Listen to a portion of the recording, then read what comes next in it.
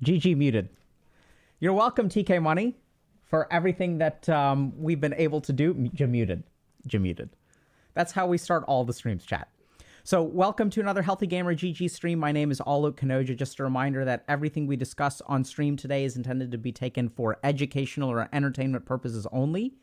And yeah, nothing is intended to be taken as medical advice, even though I am a medical doctor.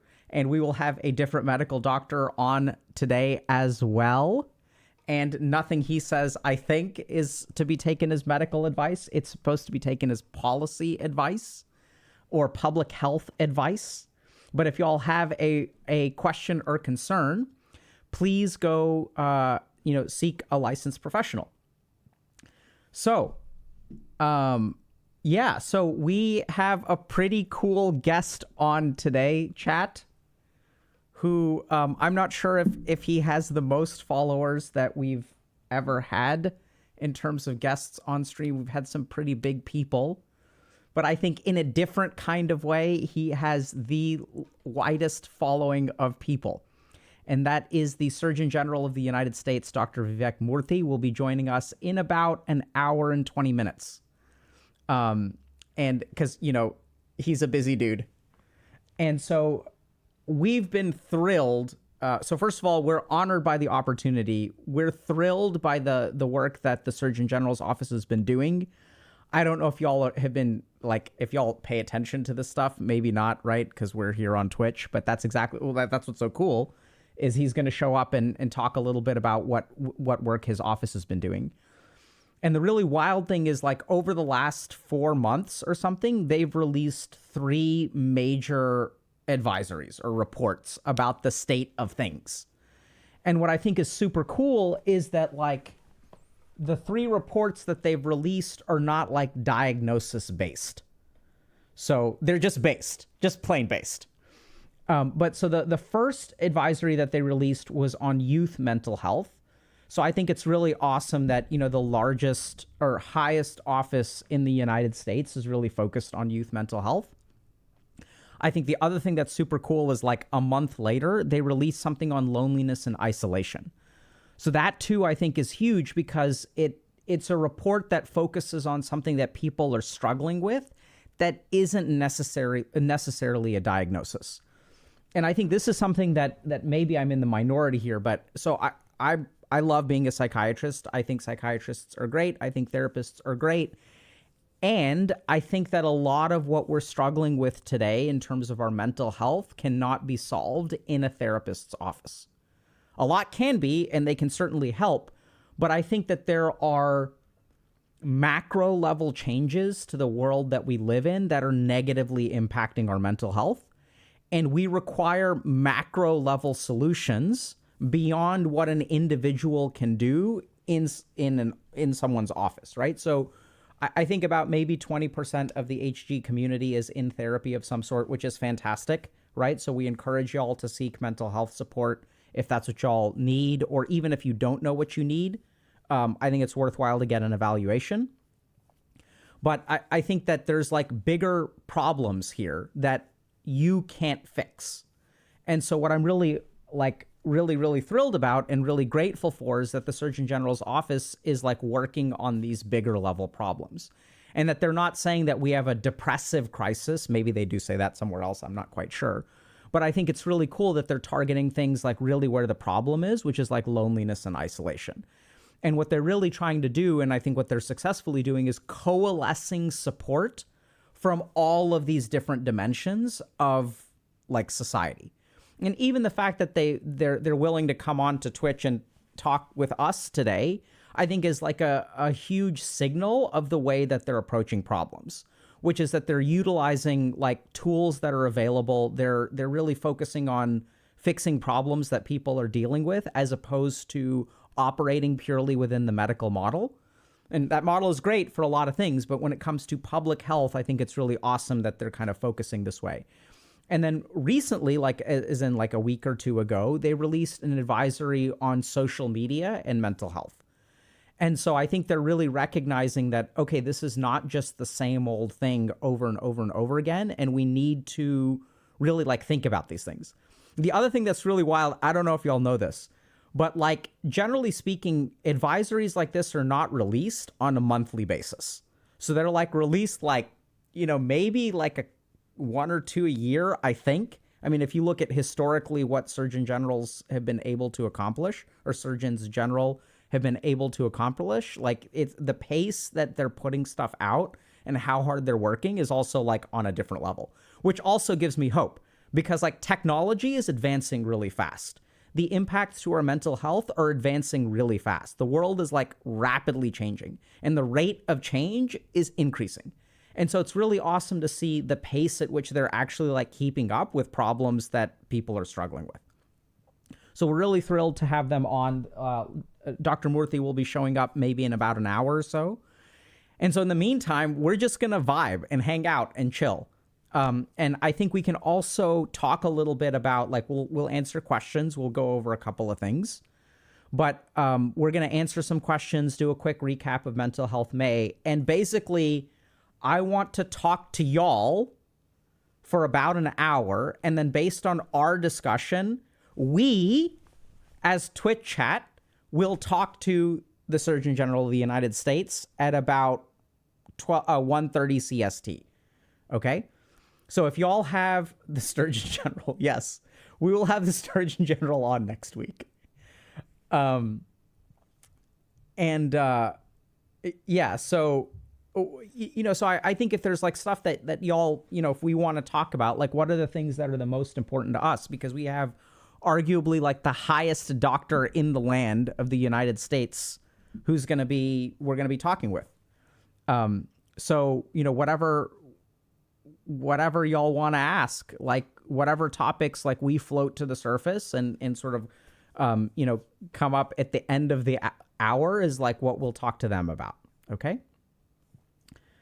Hi, Jake and Bake. Good to see you, dude.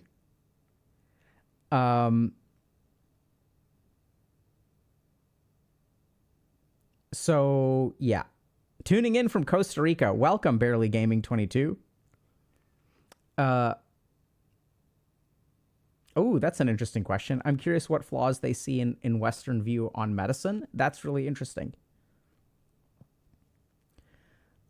So how weed affects your brain before the age of 21. So that's something that we have asked and answered like 15 bazillion times, but we can do it again.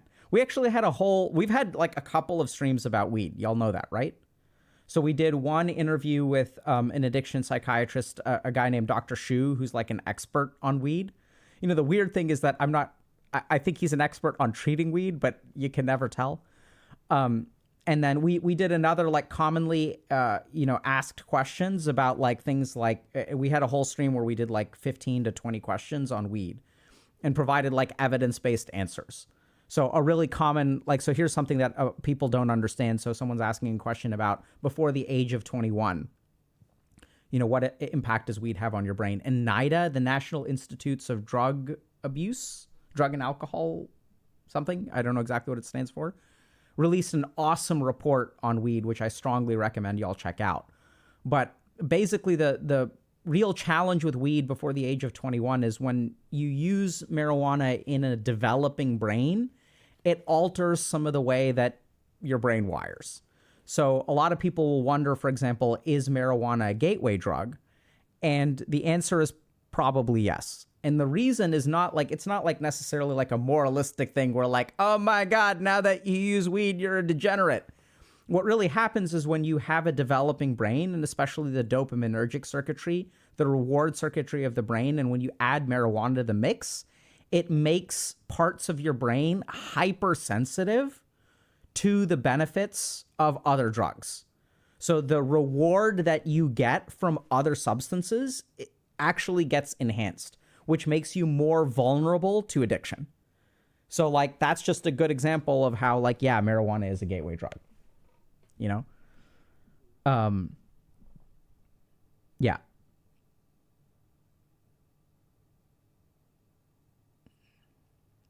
Yeah, so we can talk. So we'll see. Like we've got, you know, we'll ask a little bit. It's interesting. So I had a feeling y'all would have lots of questions about substance use, and you know, we'll see if we can get to those for sure. Yeah, so this is a cool question. Do you think most of mental health problems we see today come from how much technology advancements have outpaced the ability of our brains to biologically adapt? That's a great question. Uh,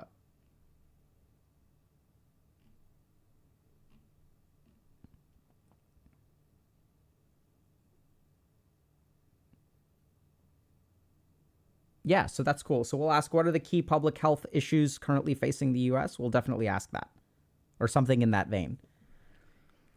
Um,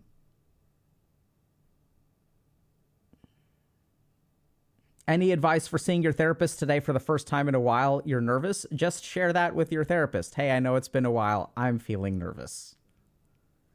So here's a pro tip. We get lots of questions and concerns about therapy all the time. I'm feeling nervous. It's my first time. How do I tell my therapist that I feel like they're being a little bit judgmental? I'm feeling like therapy is not really working, or that this therapist is not right for me. What should I do? I think there's a really good answer to all of those questions, and it's the same. It's actually talk to your therapist about it. So this is what's really weird, is a lot of people think like, oh my God, if I tell my therapist that I'm not getting helped, will it make them feel bad? It could. But that's not your responsibility. When you go to therapy, your responsibility is not to like protect the therapist from feeling bad. Should you be like, you should not be abusive or anything like that. So don't be toxic. But like, if something is not working for you, just think through the scenarios for a second. One is you just pretend that everything is okay, and then you keep going to therapy and you don't get helped. And even as a therapist, I dislike it when my patients do that. I like it when they tell me, hey, this is not working for me. And then we can problem solve around, okay, what is it that isn't working for you? What can we do better? What do you want to focus on? How can we improve? And like all those questions become really, really important, right? And so I strongly encourage y'all to talk to your therapists if there's any concern that you have about y'all's relationship. And you could say even something like, hey, I think you're, I feel like you're being sort of moralistic and judgmental. Or this is another really common one that we hear a lot. I feel like you're telling me to mend relationships that are toxic. And I'm curious about like why you think it is important for me to repair my relationship with my estranged parents or whatever. Like I'm here, like where do you get, like, where is that coming from? Like, what is your value system based on that? And then the other thing that I'll sometimes do when patients tell me like, hey, I don't think this is working, is sometimes I will say, okay, so do you want to try to problem solve it with me or help me understand what the problem is? And I can try to refer you to someone who may be more able to help you. Right?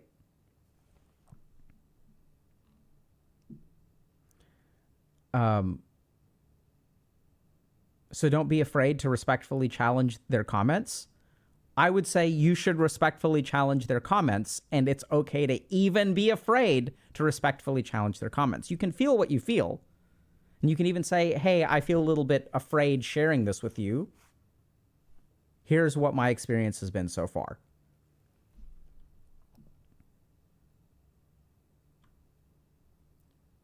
Why are these scheduled when I have meetings? That's a good question. Because we weren't familiar with your schedule, Space Herp. I think if you let us know, if you share your Google Calendar with us, maybe we could try to accommodate you.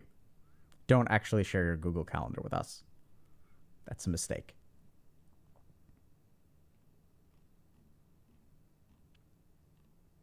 If a patient is a narcissist, would you tell them? Absolutely. I've told many patients that they have features of narcissism. I don't know if they are a narcissist.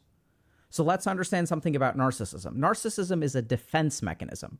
It's a feature, not a bug. So our brain has certain ways of like building up our ego and protecting ourselves from hurt. And narcissistic defenses are one way of doing that. Now, the problem is that sometimes that's kind of like the one tool in our toolkit that we use, and we sort of use it way too much and way too often and way too exclusively. That's when it becomes a problem. But oftentimes what I'll tell people, if you're afraid that you are a narcissist, or people are like, because it's such a judgmental thing, what I'll usually explain to people is here's how to understand narcissism, even if you were a narcissist. Your brain or your being, your mind grew up in an environment where you had to advocate for yourself, like zealously, right? You had to pump yourself up because of the environment that you grew up in, because people around you were putting you down all the time. Or what happened is you grew up in an environment where you discovered that there was one strategy to get your needs met, which is to be incredibly narcissistic. So either you were being put down a lot or you were being compared to other people a lot, and people were like, this person is good and you are bad. So you had to lean into that and you had to be like, I am good. Here's why I'm good. Here's how I'm going to show you I'm good. You had to learn that was the rules of the game that you played. Or what happened is you grew up in a household where someone else was super narcissistic and you discovered something really simple. In this world, if you want to get your needs met, narcissism is the way to meet them. The way to get your needs met is to ignore the needs of everybody else, because that's what someone did to you. They're like, hey, I don't care about you. I'm not going to be empathic. I'm just going to focus on me. Therefore, all of my needs are going to get met, and you can go screw yourself. And you're like, oh, okay, this is how the game is played. Because when you are faced with a narcissist, sometimes the only way to carve out space for yourself is to be a narcissist yourself. And so you start becoming narcissistic because that's what you were taught, right? Some kids are taught to pray before they eat. Some kids are taught to say please and thank you. Some kids are taught to be narcissists to get your needs met. And once we understand that, then I can tell people, hey, I think the reason that you behave narcissistically is because this was the rule. These were the rules of life that you learned. And by the way, here are the advantages and here are the disadvantages. Then I ask all of my patients one question. Do you want to continue living life this way? Do you want to continue seeing the world this way? Or do you want a different approach to life? And they get to choose. And oftentimes when it's framed like that, when you understand where the narcissism comes from, how it's not something you are, it's something that you carry. It's something that you are strapped onto. And oftentimes these people don't want to be like that anymore. They want to be able to be empathic. They want to be able to be secure, because at the root of narcissism is insecurity. And then they're totally cool with it. Because in that moment, I'm actually, hopefully, treating them with respect. And that's really what I go by. I go by like respect and compassion. And it's not like, I'm there to, gloss over all the challenges in their life. It's about acknowledging what your experience is, and that being a narcissism, we blame people for it.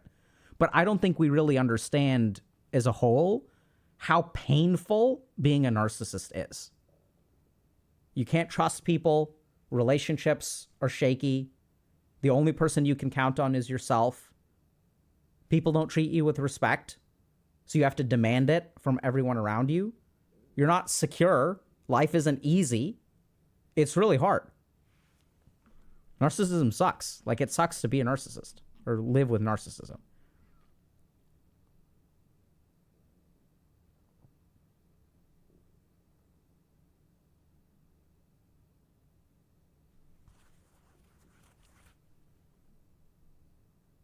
What's the opposite of narcissism? The opposite of narcissism is confidence. And that may confuse y'all. You may say, but wait, aren't narcissists really confident? No, they're the exact opposite. So if y'all want to understand the difference between narcissism and confidence, a narcissist derives their value from the people around them. So whether I feel good about myself depends on whether other people feel good about me. Someone who's confident derives their value from within. So other people can say whatever they want about me. It's not going to affect my view of myself. So they're actually complete opposites. A narcissist may act confident, but they're not truly confident. In fact, the opposite. They're actually insecure, which is why they need to convince everyone that they are so great. Whereas the confident person doesn't need to convince anyone because they know their worth. Does that make sense?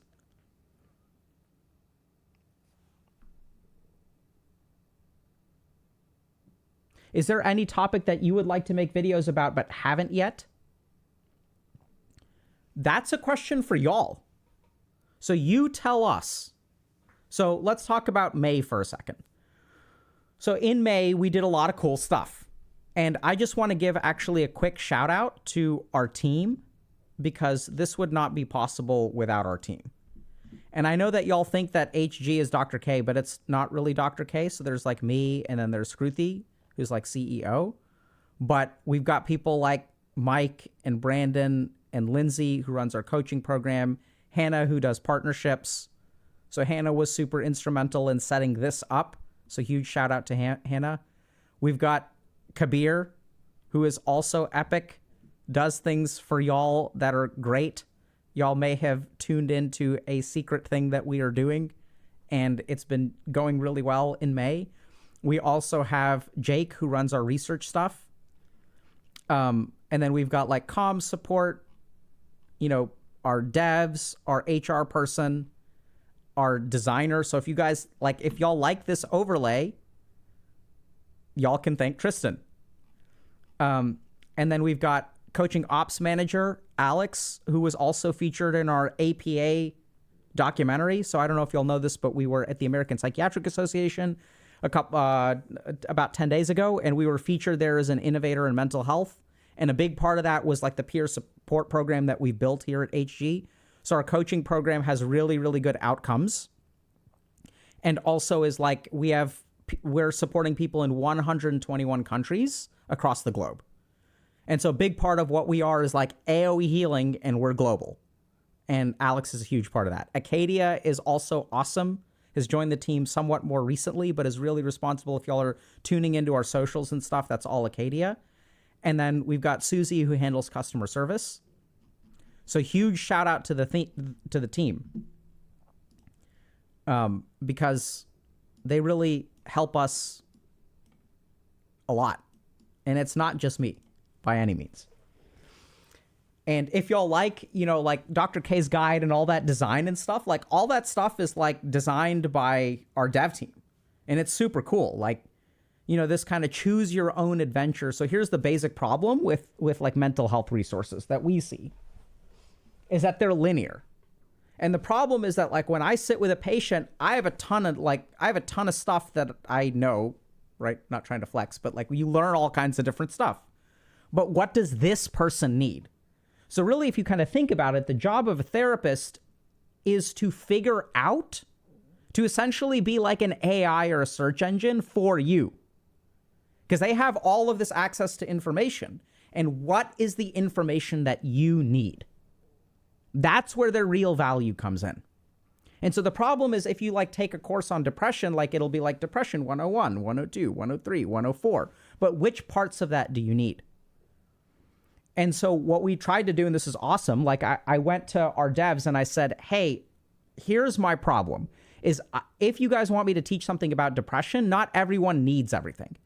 And in fact, I'd say even half the people that I talk to don't even meet criteria for a clinical illness, even though they feel depressed. And I think their problem, for example, is that they have no direction in life. Or their problem is that they have a particular like challenge, like, let me just think about. Yeah, so they use hopelessness as a defense mechanism. And so this is not someone who necessarily meets clinical criteria. It's just their mind has a particular pattern of acting. So they can't afford to ever want something. And why is that? Because they're afraid that they won't be able to get it. They lack confidence in themselves. And if you lack confidence, your attempts at success will result in failure, which hurts. So instead, what you're going to do is you're going to become hopeless. And if you become hopeless, then you won't want anything. And if you won't want anything, you won't strive for anything. And if you won't strive for anything, you won't fail at anything. And you won't feel like a reject. So instead, you choose hopelessness over failure. And then you kind of get stuck. Because now if I'm hopeless, you don't strive for anything. So how do you tackle that problem? So I went to our devs and I said, like, here's the problem is I don't know what people need, but like people need all kinds of different stuff. And so we came up with something called Dr. K's Guide, which is like a choose your own adventure, right? Where it's like, you may not need this information, so you don't have to watch it. There's like a branching logic, which is based on video games. It's kind of like, okay, we're going to like, you know, play this video game where you get to choose which road to go down. And so like our dev team is awesome. They helped us build that. It's gone really, really well. You know, people seem to really enjoy it and find like a lot of value out of it. So our team is awesome. Our content team is fantastic. You know, they help us do things like Twitch and YouTube and whatnot. And so huge shout out to all of them.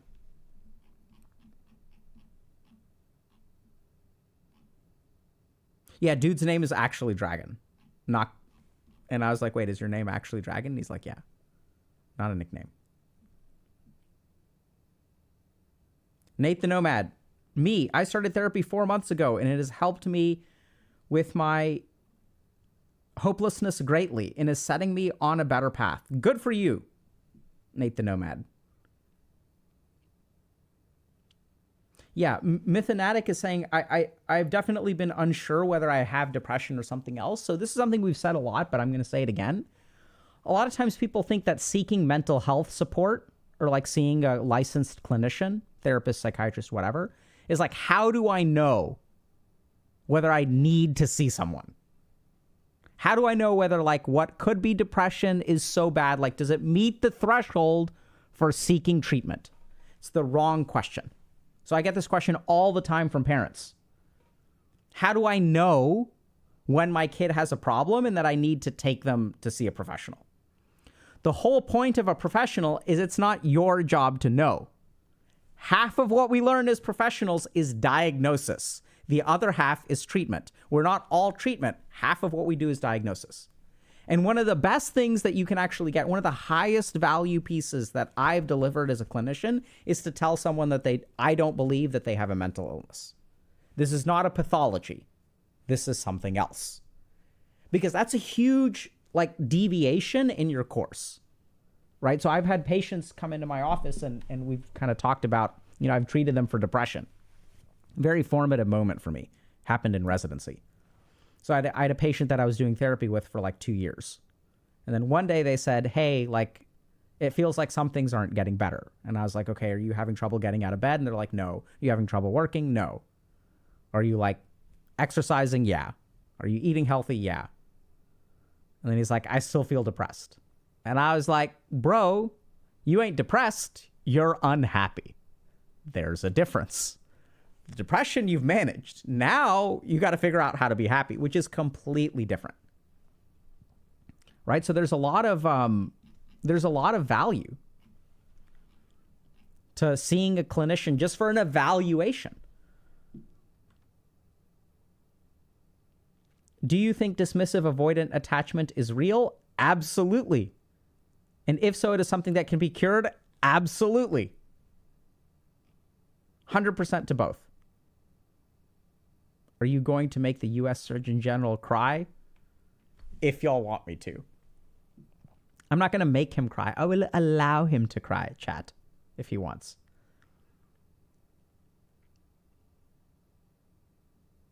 How in the world is Dr. K not 25, 26? That's a healthy gamer for real. What do you mean? Age? Bruh, I'm 40. Bruh.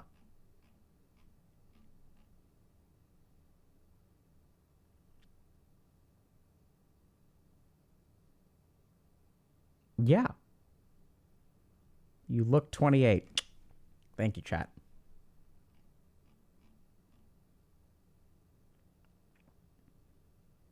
Fake news? I wish. You're not 40. I mean, maybe you're right. I don't know. But last time I checked, I was 40. I ain't 40 for long.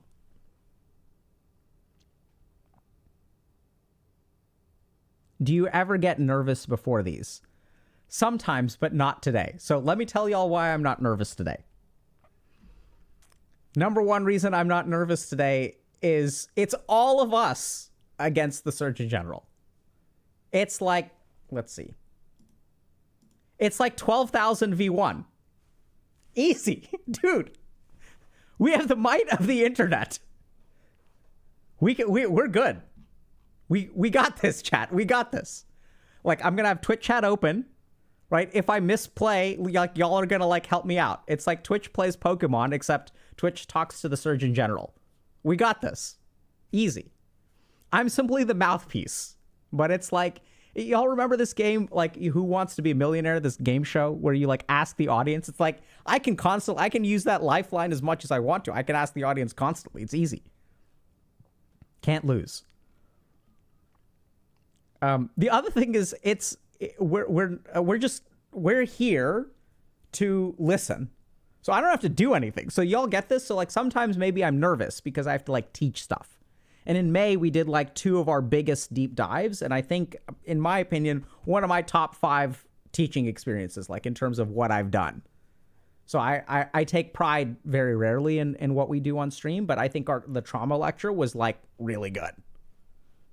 You know, I think it's not tooting my own horn. It's just, there are rare times when the stars align and I give it 100% and I get a lot out of it.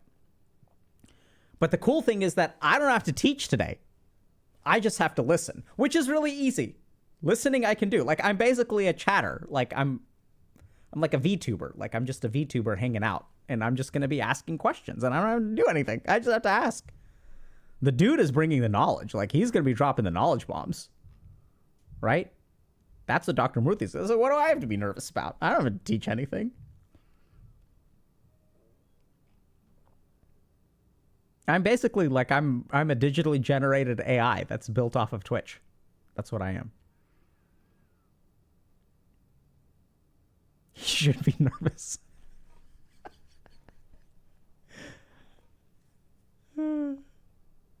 He should be nervous.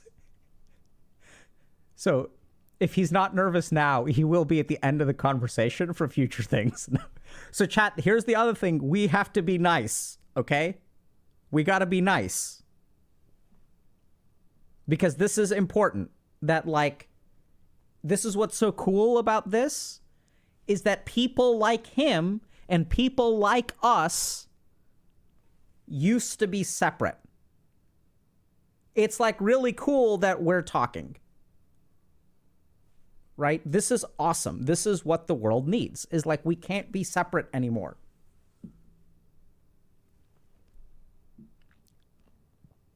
We have to restore. So here's the thing. I imagine this person will be, like, making decisions at some point that will greatly impact the course of the internet. And so we need to show him that the internet can be a force for good. Right? Like, am I wrong? So here's the crazy thing. Y'all have power here. So that's the other reason. Like, if y'all are nervous around someone, oftentimes that nervousness comes from a perception that this person is, like, better or greater or more important than I am. And I am not worth that. But each and every one of you has immense value that you bring to the table. You have a very unique perspective. You have a unique circumstances. Each of y'all has a unique set of stats, has a unique spawn point, has done a unique set of side quests and main quests, and you are your own person. And you can offer something to the world that literally no other human being on the planet who has ever been alive or will ever be alive can offer. Seriously. You can connect the dots in a way that no one else can. And that's just what you have to offer. So what is there to be nervous about? You offer what you have. So people will also ask me, like, so people think I'm an extrovert. I'm not an extrovert. I'm sort of okay at public speaking and stuff. And, like, how did I overcome my nervousness and shyness to become a good public speaker? There's one really simple trick to avoid nervousness. Nervousness comes from the ego, usually. Oh my God, what will people think? I am thinking about what they think about me. But at the end of the day, I'm thinking about me. That's the focus. If you want to get rid of nervousness, think about the other person. So what can I do to help this person? What can I do to support this person? And even when I'm giving a talk, it's about recognizing you can give a school presentation, doesn't matter. Like audience of 1, audience of 50, whatever, audience of 600, audience of 12,000, like whatever. And the one thing that you can do is just think about, okay, I'm here and like I'm here to share something with these people. I'm going to do the best that I can to share this thing to enrich their lives. It's not about what they think about me. It's I'm here for them instead of them judging me. And the more that you think about that, hey, I'm here for a reason, and that's to actually like serve other people, the better off you'll be.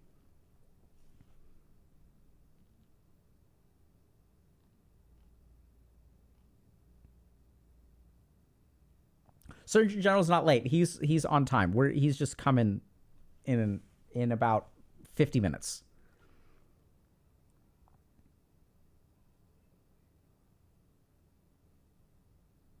I'm not in the US. Is this guy a big deal? Yes, is the short answer. He's Gandalf. That's correct, Night Vision. He's basically the Gandalf of the healthcare profession. That's actually a fantastic analogy. He's like IRL Gandalf. IRL Dr. Gandalf. Is he white or gray? Y'all will determine at the end.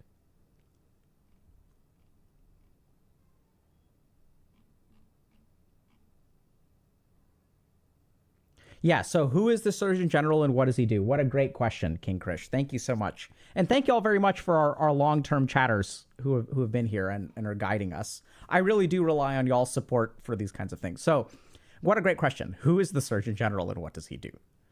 So the Surgeon General of the United States is, I think, basically a doctor who governs health, like the health of the nation. So if you kind of think about like your doctor is responsible for your health and responsible for the health of his patients. So the Surgeon General of the United States, his patients are like every human being in the United States. And even on some level, potentially even human beings outside of the United States. So he is like responsible. He's the one dude that's responsible for the health of the nation. So when you have a country that is struggling with health problems, sometimes one doctor who is working with one patient cannot solve those problems. So for example, if your doctor is treating you for emphysema or COPD, chronic obstructive pulmonary disease, from smoking too much, your doctor can try to help you quit smoking on an individual level, can give you medications, can do motivational interviewing, can help you quit smoking. But the fact that smoking advertisements are inducing young children to smoke and that it's being like portrayed very positively in the media, and there are all kinds of things that neither you nor your doctor can do anything about that affect your health. Who fixes those problems? That's what the Surgeon General does. So looks at the global societal things that impact people's health and can work at a scale that will affect hundreds of millions of people that you or your doctor may not be able to, that your doctor won't be able to affect. And so if you kind of think about, there's all kinds of really interesting stuff. So if you think about how healthy you are, one of the biggest mistakes that we make is that we think that our health is determined by our behavior. People choose to be healthy or choose to be unhealthy. And there's a lot of judgment around this, right? So if someone, for example, is like overweight or obese, we'll judge that person for making particular choices, right? Oh, you could eat healthy. But what we don't realize is that there's all kinds of stuff that impacts your health that you have no idea about. So I saw an article recently that noise pollution affects cognitive development. So your ability to even regulate your impulses and resist the lures of video games is in some small part dictated by how noisy of an environment you grew up in. How close were you to a highway or freeway? Did you live close to train tracks? So things like pollution, noise pollution, all this stuff will affect your health. Did you grow up in an environment where people were using substances? Did you grow up in an environment where you were close enough to a grocery store so that you could get fresh, affordable fruits and vegetables? And this is what's super wild is people are like, okay, like you should eat healthy. But we don't really understand, we don't appreciate that your food choices are influenced by your gut bacteria. Your gut bacteria is influenced by your diet growing up. It's wild. So literally what happens is if you have had an unhealthy diet growing up and you try to eat healthy, you can do it for a day or two. But why does it get hard to stick with a diet on day 3, day 4, day 5? There are some studies that show that when you start eating healthy, the bacteria that depend on the unhealthy foods for survival start to die. So it's like I have Twinkie eating or cookie eating bacteria, and now I start eating broccoli. And when I start eating broccoli, not all bacteria can actually digest that. So they start to starve. And what do they do when they start to starve? They create inflammation. They start to release chemical signals that travel all the way up to your brain and start to have you crave food. So the cravings intensify at like day 3 or day 4. And whether you have those bacteria or don't have those bacteria are determined by what you ate on a daily basis when you were 7, 8, 9, 10, 11, 12, 13, 14, 15, 16, 17, 18, 19. That's what determines your gut bacteria. So gut bacteria will create neurotransmitter precursors, which is why diet is such a big part of mental health, because they give you the building blocks for things like serotonin. And so what we have is we have a profession of people who prescribe SSRIs and boost serotonin signals in the brain. I'm part of that profession. They're very useful medications and can be very, very helpful. And at the same time, what I've seen is that when people improve their diet and improve other aspects of their life, their dosage of SSRI can usually go down. And so there's a lot of stuff about food, pollution, internet hygiene. It's kind of wild, right? So if you want to start eating healthy, you have to understand that there's going to be a period of time where between days, I would say 4 and 14, those are the hardest days to build a healthy diet. If you can get through to day 14, something magical happens. At that point, you have fed a particular set of bacteria, and they will start to outcompete. There's a war between broccoli eaters and cookie eaters in your gut. And that's like really bad, causes inflammation and all this kind of stuff. But if you can get it to day 14, now the broccoli eaters have survived. And then you start to hear something really weird, which is people who eat healthy on a regular basis, they have the subjective experience of eating healthy is not hard. I feel good. I now gravitate towards healthy foods. And some of us are like, wait, how on earth does that work? Because it's a struggle for me every single day. It's because now the broccoli eaters in your belly are like, hey, this is great. Like, let's have some more broccoli. I need some broccoli. I'm craving broccoli. And it's like, hold on a second. I can do something that will make me crave broccoli instead of Twinkies? That is possible, and it doesn't involve willpower. It involves harnessing your gut bacteria for behavioral change. Wild. Going back to what the Surgeon General does. So he takes care of things like this. I don't know if he's going to do something specific around gut bacteria. That would be super hype. But he's the dude that acknowledges that, hey, your mental health is influenced by things that are outside of your control. And if we want to take care of you, we as a nation need to control that stuff at the top. We need to make it harder for 5-year-olds to smoke or do drugs.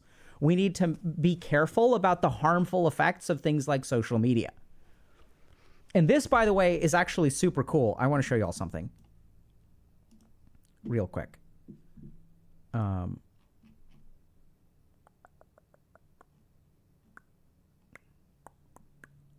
Let's do this. This is actually really neat. So one thing I like, this is the Surgeon General's advisory on social media and youth mental health.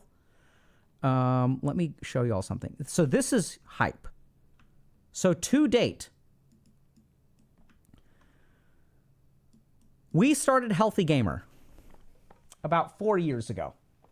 And when we started Healthy Gamer, it was kind of weird because there were a lot of experts on gaming addiction who were like, this is an addiction. And you have these places like these rehabs where they'll like unplug you from all video games and technology for like 30, 60, or 90 days to like, you know, it's kind of like sobriety, right? That's what we think. So you have to be sober from alcohol. You have to be sober from all these substances. That's the only way to develop a healthy relationship. But we did something different. We said, hey, we're going to create something called Healthy Gamer. It's not about quitting gaming. It's not about stopping gaming, which there are a lot of people for whom that's successful and that's their thing. But we had this core idea that technology is neither good nor bad. It is that our lack of control over technology or technology running rampant is what causes problems. It's a tool just like any other. And so we have a philosophy at Healthy Gamer to teach restraint instead of restriction. And what's really cool about this is that the Surgeon General's report actually talks about, you know, everyone's like, oh my God, like there's some people that are trying to ban social media. I think again, Michigan. And I'm not saying that it shouldn't be regulated and maybe it doesn't need to be banned, like whatever. They have their reasons. I don't know exactly what their argument is, so we're not saying that they're necessarily wrong. But I think the really cool thing is that they're one of the first organizations to really acknowledge on the whole that these things have both positive and negative impacts.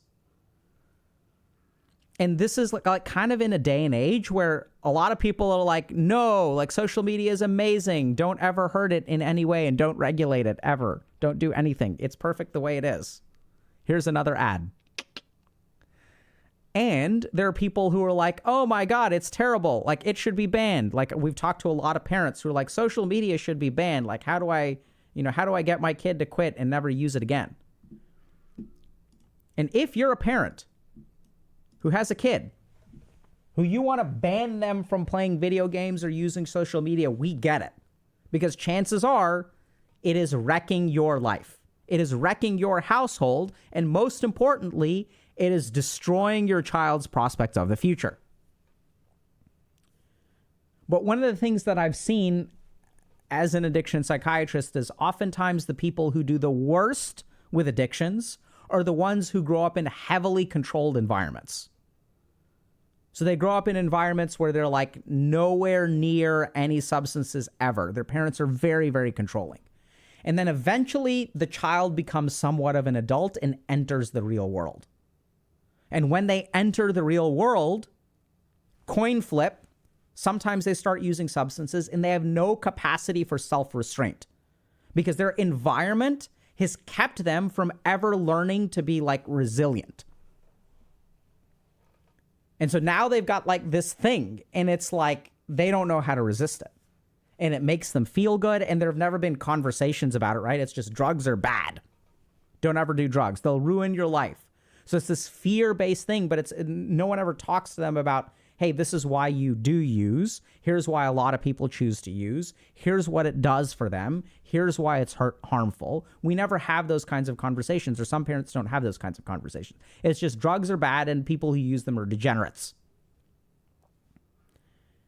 And so these are kids that grow up with restriction instead of teaching them restraint. And then once they get some access to it, they can't control it. And so there are parents who are like, I want it completely out of my child's life. And I get you. But here are the couple of questions that you need to understand. First of all, what do you feel about this? How are you feeling emotionally when you try to cut games or social media out of your kid's life?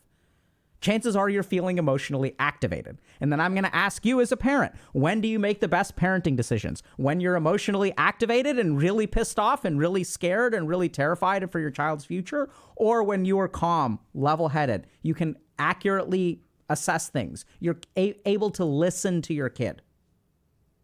Which one leads to better parenting? So the first thing is emotionally decompress. And the second thing is to understand that your child is going to grow up in an environment where this stuff is just going to ramp up. And you can't protect them forever. What you need to do is teach them to protect themselves. And you don't teach a kid how to swim in the ocean by keeping them out of the kiddie pool. You teach them how to swim in the ocean by helping them learn how to swim. And so that's our approach here at HG. And what I really love about the Surgeon General's report is I think that they're one of the few organizations that really come out and say that. And I would bet money that that statement makes enemies on both sides of the table. Right? That's what's like super chat about it, TBH.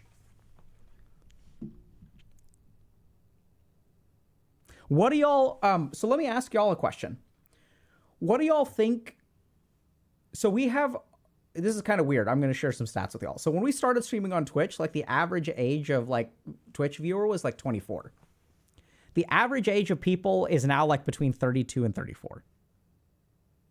Gender split used to be like 95% dudes. Now we're like 80 to 70% dudes, 20 to 30% women. To the women and non-men in our community, welcome. We love to have you here. Yeah, can we get a poll real quick, mods? How old are you? So here's the other thing. We're also getting parents coming to us asking us for advice.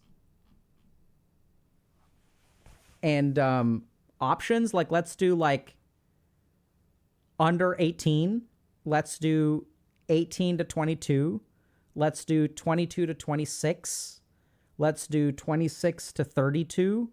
And let's do 32 to 45. Is that too many options?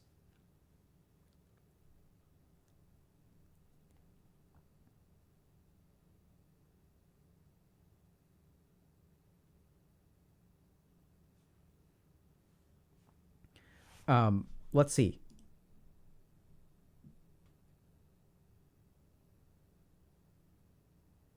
See, this is what I'm saying, chat. This is wild. Well, under 18, like, I suspect our under 18 crowd could be at school. But that's really interesting, right? Did y'all know that 20% of chat is over the age of 33? And 20% of chat is like 18 to 22? Like, this is a pretty pog distribution.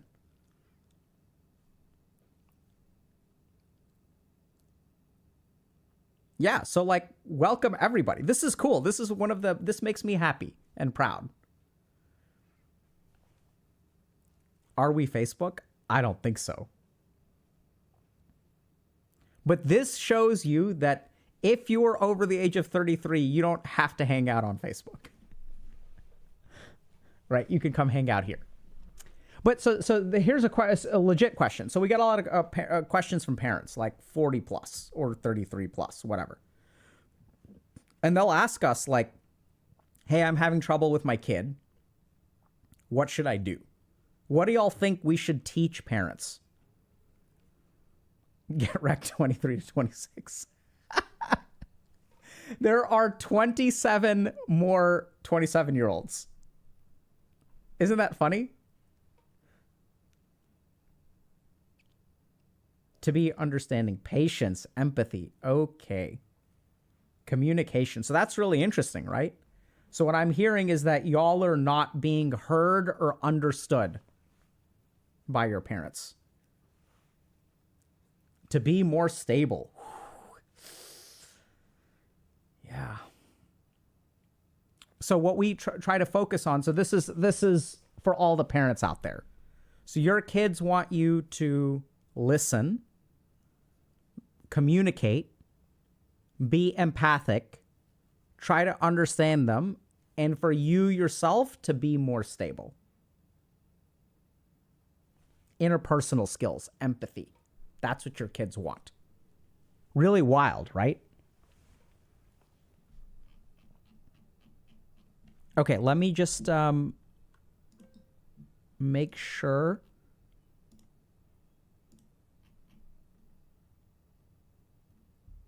Okay, so we're going to hop in with the Surgeon General in about 30 minutes, okay? Explain why you're doing something as a parent. Okay, good to know. Ooh, This is rough. Take responsibility for their own mental health without making it their kid's problem. That's rough. So that's really challenging. If you're in that situation, it's tough.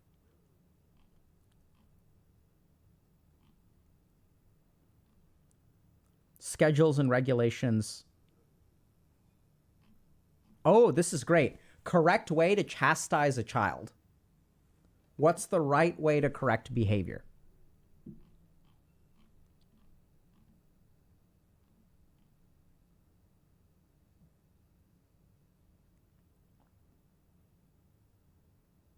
Parent anxiety becomes child's responsibility to soothe.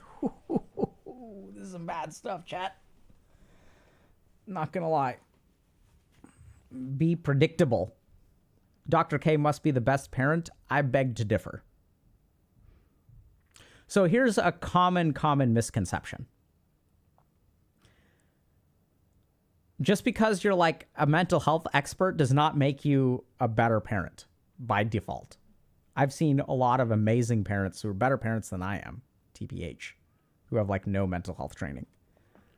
I mean, I think I do okay, but I also have a lot of support, which is great. And I also have, like, generally speaking, good kids. So the other thing that we don't acknowledge for a lot of parents is that sometimes, like, kids are very hard to parent and they're not all the same. So I'll tell y'all something that's maybe a little bit judgmental, but it was just an authentic experience of mine. So when I was an intern at Massachusetts General Hospital, I was working on the inpatient psychiatry unit. And sometimes we would get like kids that were really, really messed up in some way, just like really struggled with emotion regulation, really were kind of like, in the worst cases, very manipulative and almost sociopathic. And like you see a kid who's like really, really messed up, you know, and we're here to help that kid. That kid deserves help. Absolutely. And then you wonder, like, what had to happen in this child's life that they ended up this way? Really important question to ask, because oftentimes what we do is just blame kids for misbehaving instead of understanding, why can't this kid play by the rules? Why can't they regulate their emotions? What happened in this child's life that makes it hard or even impossible for them to succeed in this environment? We just get pissed at them for not succeeding. And then I would meet the parents. And sometimes, I hate to say this, but I was judgmental, and I would meet the parents and I'd realize, oh, okay, like mom or dad is like a gigantic narcissist, like does not, you know, the child has been parentified and child is responsible for mom or dad's emotional needs or like all kinds of these other things. You begin to see, or mom and dad, and this was MGH, right? So this is like Harvard. And so it's like the best psychiatric hospital in the country or whatever, or second best or whatever, depends on the year. And so like a lot of like really successful people would come there. And like sometimes you see like the really successful people and you're like, oh, okay. So, you know, parent has very, very high standards for the kid, and like parent doesn't listen when the kid is like, I don't want to do this. And so then what happens is like parent and child get into this pissing contest where parent is like, you do this. And kid is like, no, I don't want to. Parent doesn't listen. Parent escalates with punishments, bribes, all kinds of stuff. Just do the behavior. I'll do whatever I can to do get the behavior. I'm going to reward you. I'm going to bribe you. I'm going to get you a $300,000 car. I'm going to send you off to wilderness camp because you're pissing me off. I'm going to send you to boarding school. They'll whip you into shape. I'm going to exert leverage on you because I want you to do this thing. And you're going to do this thing, whether you like it or not. And then kid basically has one card left to play, which is I'm sick. Because that's the only tool left in your tool belt. You can't outspend mom or dad. You can't outpunish mom or dad, but what you can do is get sick. Because if you're sick, then you don't have to perform. So sometimes I would see these kids and I'd meet their parents and I'd be like, oh, that's why they're that way. But the sad truth is that sometimes I'd meet the parents and no idea. These are the best parents in the universe. They're like caring, compassionate, they listen. And the kid is a little punk. Something is going on in the kid. And one of the things that we don't really acknowledge as parents or to parents is that some kids are harder to raise than others. Could be a front. I think we're pretty good at picking that up. Seriously. It's hard. What if the parents are faking lying? That's what everyone thinks, but we're pretty good at sussing that out. They're like nurses on the floor who have been like doing this for like 40 years, and they're good at telling the difference.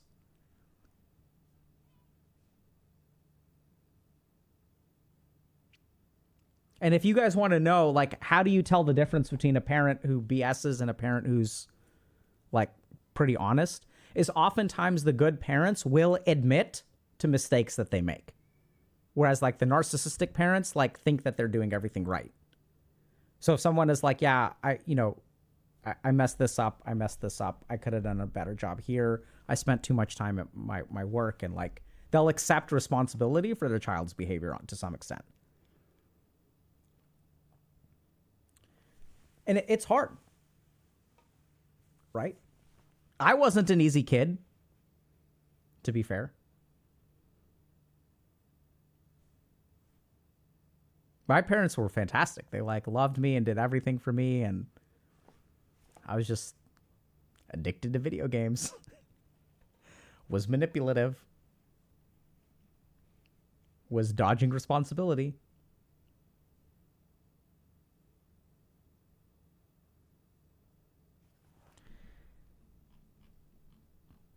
Yeah, I was a bad boy. I was playing Super Mario 64 past midnight without my parents knowing. I'm a real punk.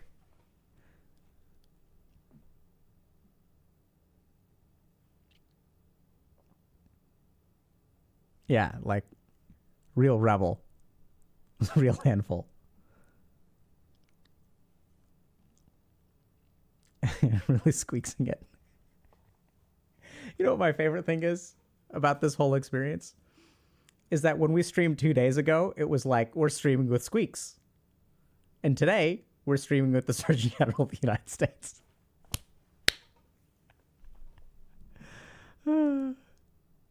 So I don't know if Squeaks was the appetizer and this is the main course, or Squeaks was the main course and the Surgeon General of the United States is the dessert.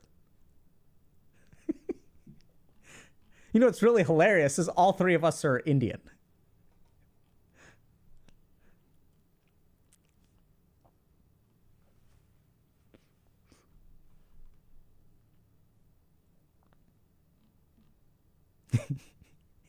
So I imagine there are people. Okay, so now we explained to y'all who the Surgeon General of the United States is. We have to do right by them too. So there are people who watch the Surgeon General who are part of that world. Now we have the challenge, chat, of explaining to them, because they're hearing us. I want y'all to understand this. I'm pretty sure there are people from his office that are watching right now, and maybe he's going to watch the VOD. And I want y'all to just pay attention for a second and acknowledge what literally I am saying.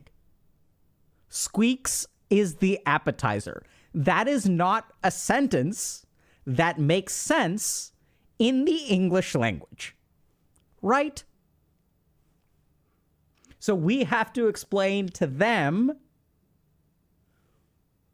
what that means. So how does that...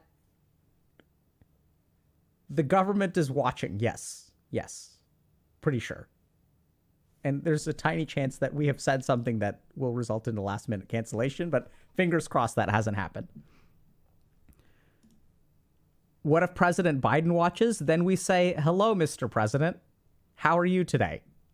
Let me tell you who Squeaks is. So Squeaks is a streamer that we interviewed on Monday. Squeaks streams mostly Super Mario 64 and Mario Party. He used to be in investment banking and then found himself as a streamer, and is a surprisingly positive dude. Highly recommend it.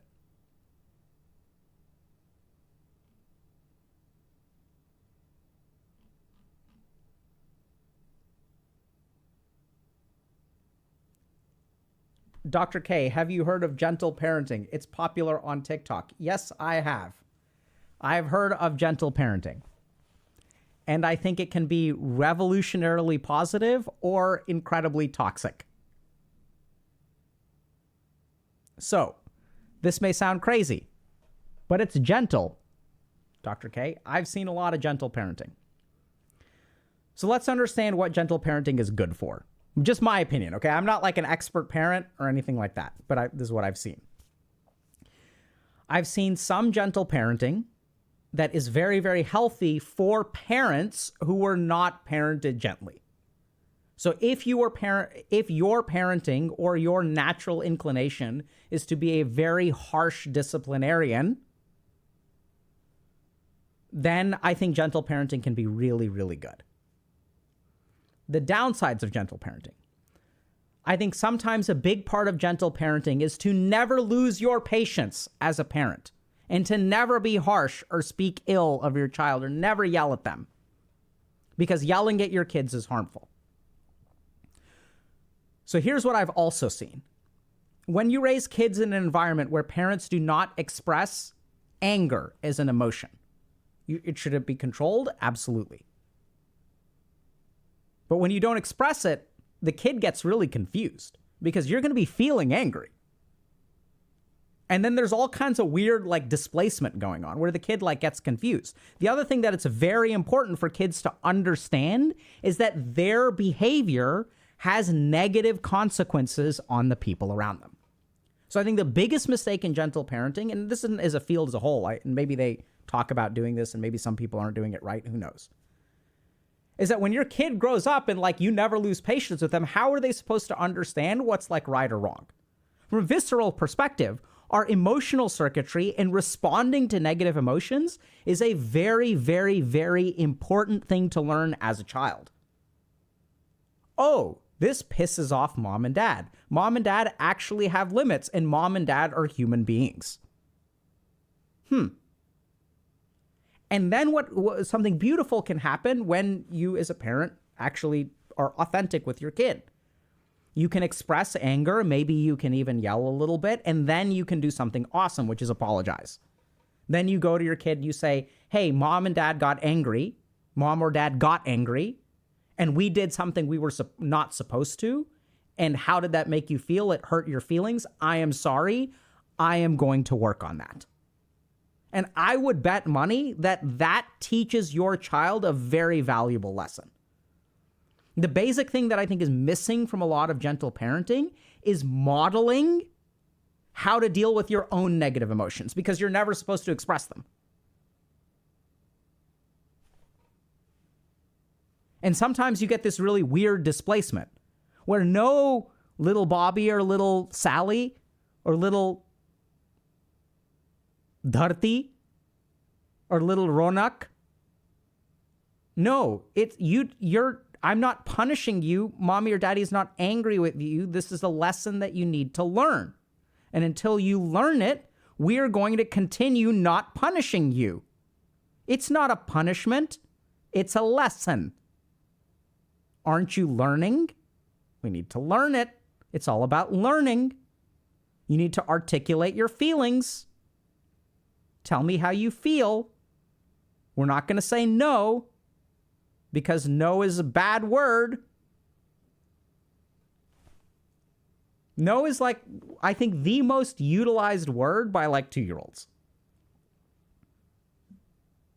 Right? So there's a lot of weird stuff with gentle parenting where I think like sometimes parents themselves are not in a good place. And so they like lean into gentle parenting, right? They're like, oh my God, like I don't want to hurt my child the way that my parents hurt me. And the way that they hurt me is they were like not gentle with me. So I need to be really gentle.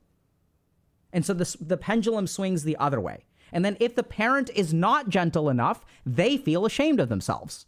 And then like the whole thing is like, oh my God, like I'm becoming like my mom or dad. And like the cycle is repeating and that's terrible. And like, I feel terrible. I need to be gentler. I need to be gentler. I need to be gentler. But then the gentle parenting is coming from a place of like insecurity or panic.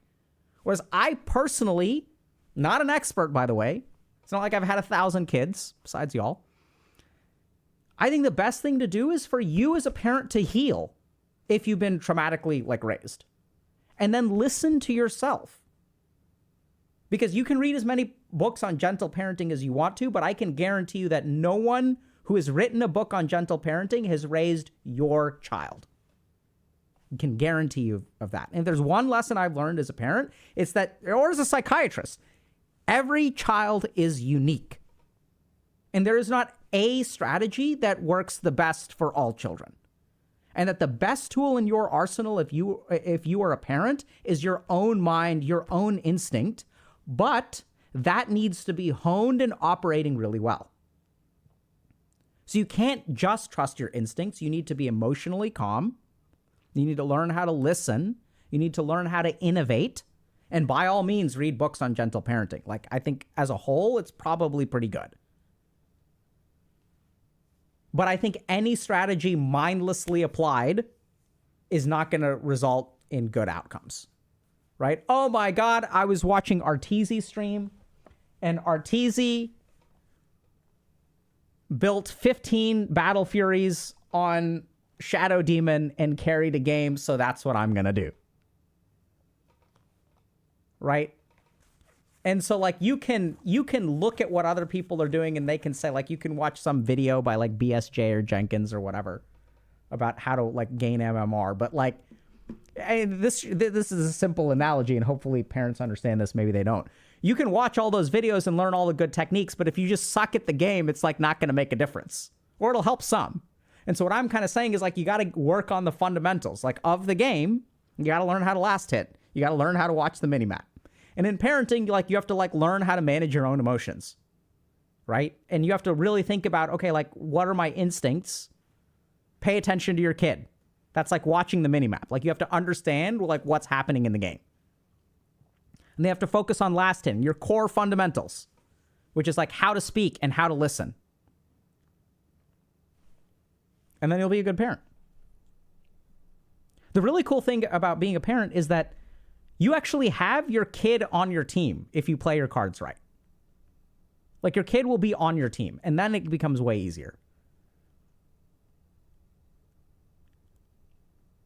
A boy named Nick is saying my parents could not see us. That's rough, dude.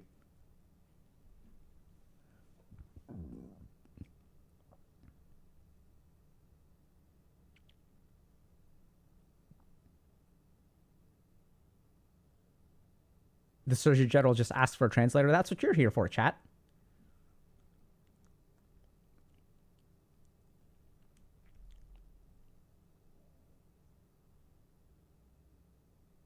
But yeah. I mean, sometimes muting your dad is a good idea. That's the honest truth.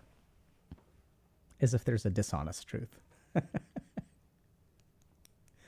Okay, but for real, what do y'all want us? So we've got about 10 minutes, and we may just do a quick tech check in a second.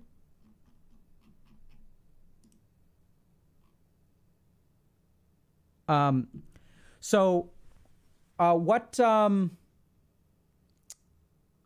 so we've got one thing that we want to know is, what do y'all want us to cover?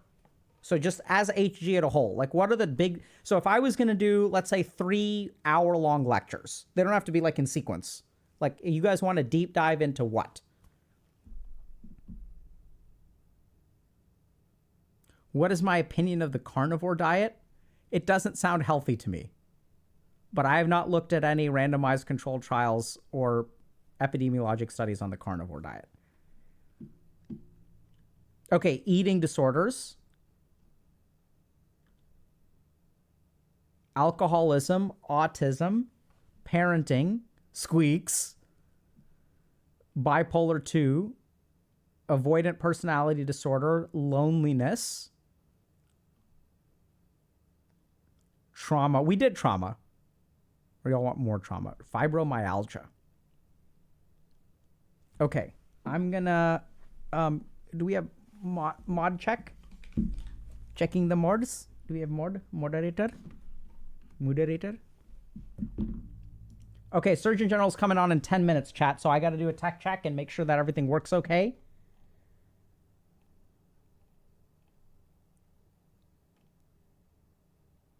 Outside factors on depression.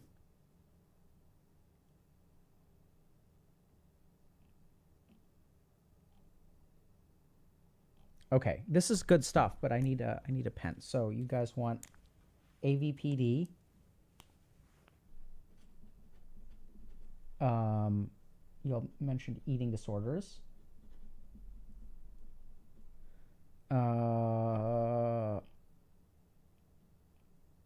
Can we relationships, parenting? Dude, for those of y'all asking for BPD, have y'all seen our 2 BPD videos?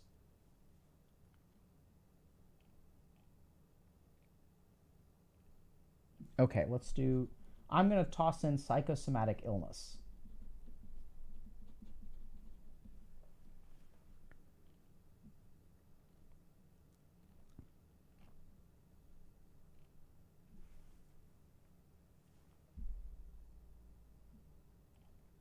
Okay.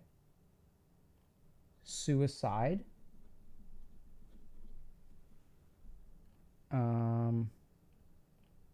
Autism. Alpha male stuff. I don't know what that means exactly, but okay. Last hitting tutorial.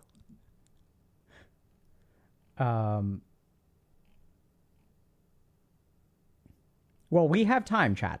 Who knows how many years we're going to be doing this?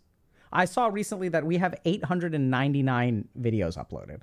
Can y'all believe that? We've streamed like, God, hundreds, thousands of times, probably hundreds of streams. Okay, so why don't y'all do a quick poll? What I'm going to do is actually... I'm going to do be right back. Okay, so we're going to switch over and just make sure everything's working for our interview in about 10 minutes.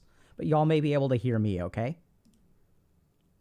Or I guess y'all can just see me. Can we do a poll on topics? Derealization. Did y'all watch the trauma thing? Okay, maybe I can...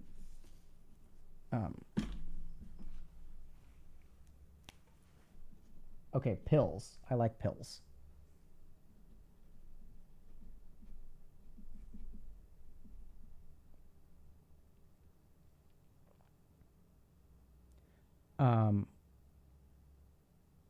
Okay. Dealing with modern day prejudice. Interesting. How interesting. Okay, we're going to do this. And I'm going to put these on, but y'all aren't going to be able to hear because we may not be ready for this yet.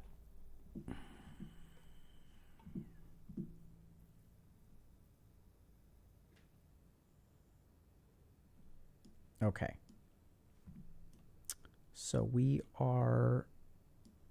okay. Trying to join for final tech check. Okay. The other thing that has to happen is we got to... so light. Let's do that. So we're going to wait, chat, for this. Okay. There we go. Okay. I think we're good.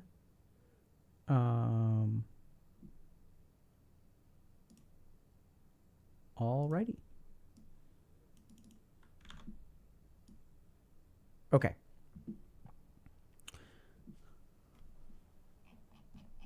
Mods? Can we do poll? Poll chat? That means that he is both a surgeon and a general. He leads all of the surgeons into combat.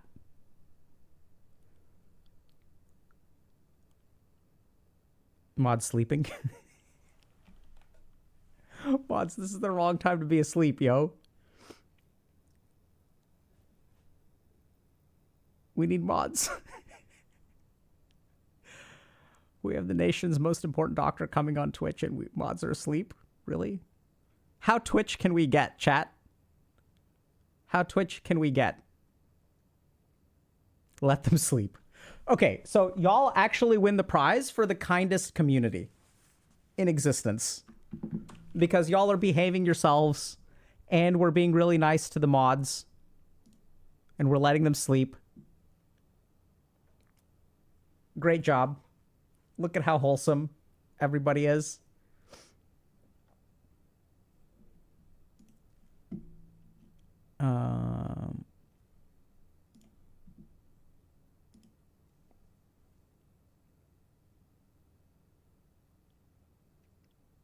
Self-moderation, absolutely, chat.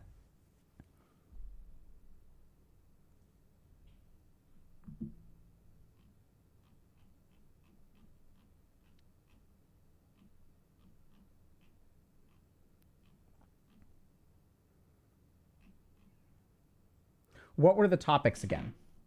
So AVPD, eating disorders, relationships, parenting. I'm going to go ahead and toss out psychosomatic illness because I heard a lot of stuff about fibromyalgia, suicide, autism, alpha male stuff, and pills. I wonder if we can do one of those, whatchamacalls, like one of those brackets, you know?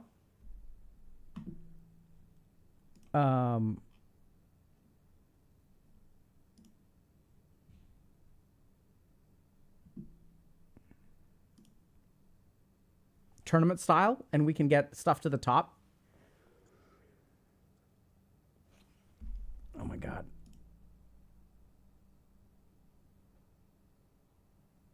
Okay, ADHD and pills. Okay, so we're gonna have to do like more of a like a Thunderdome of deep dive topics.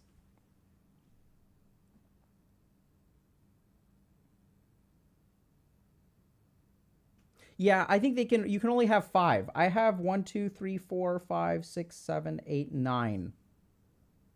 I have 9 topics.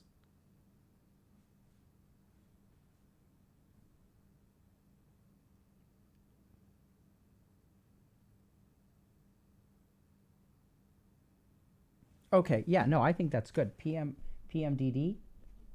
Add that to the list.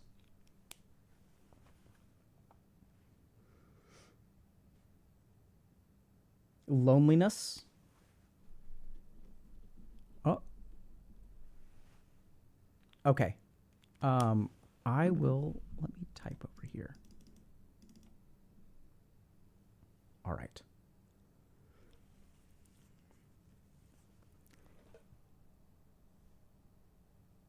It is happening, chat. I was about to say that someone is doing something, but then I realized we're on Twitch and y'all would misinterpret that. So the call is about to begin.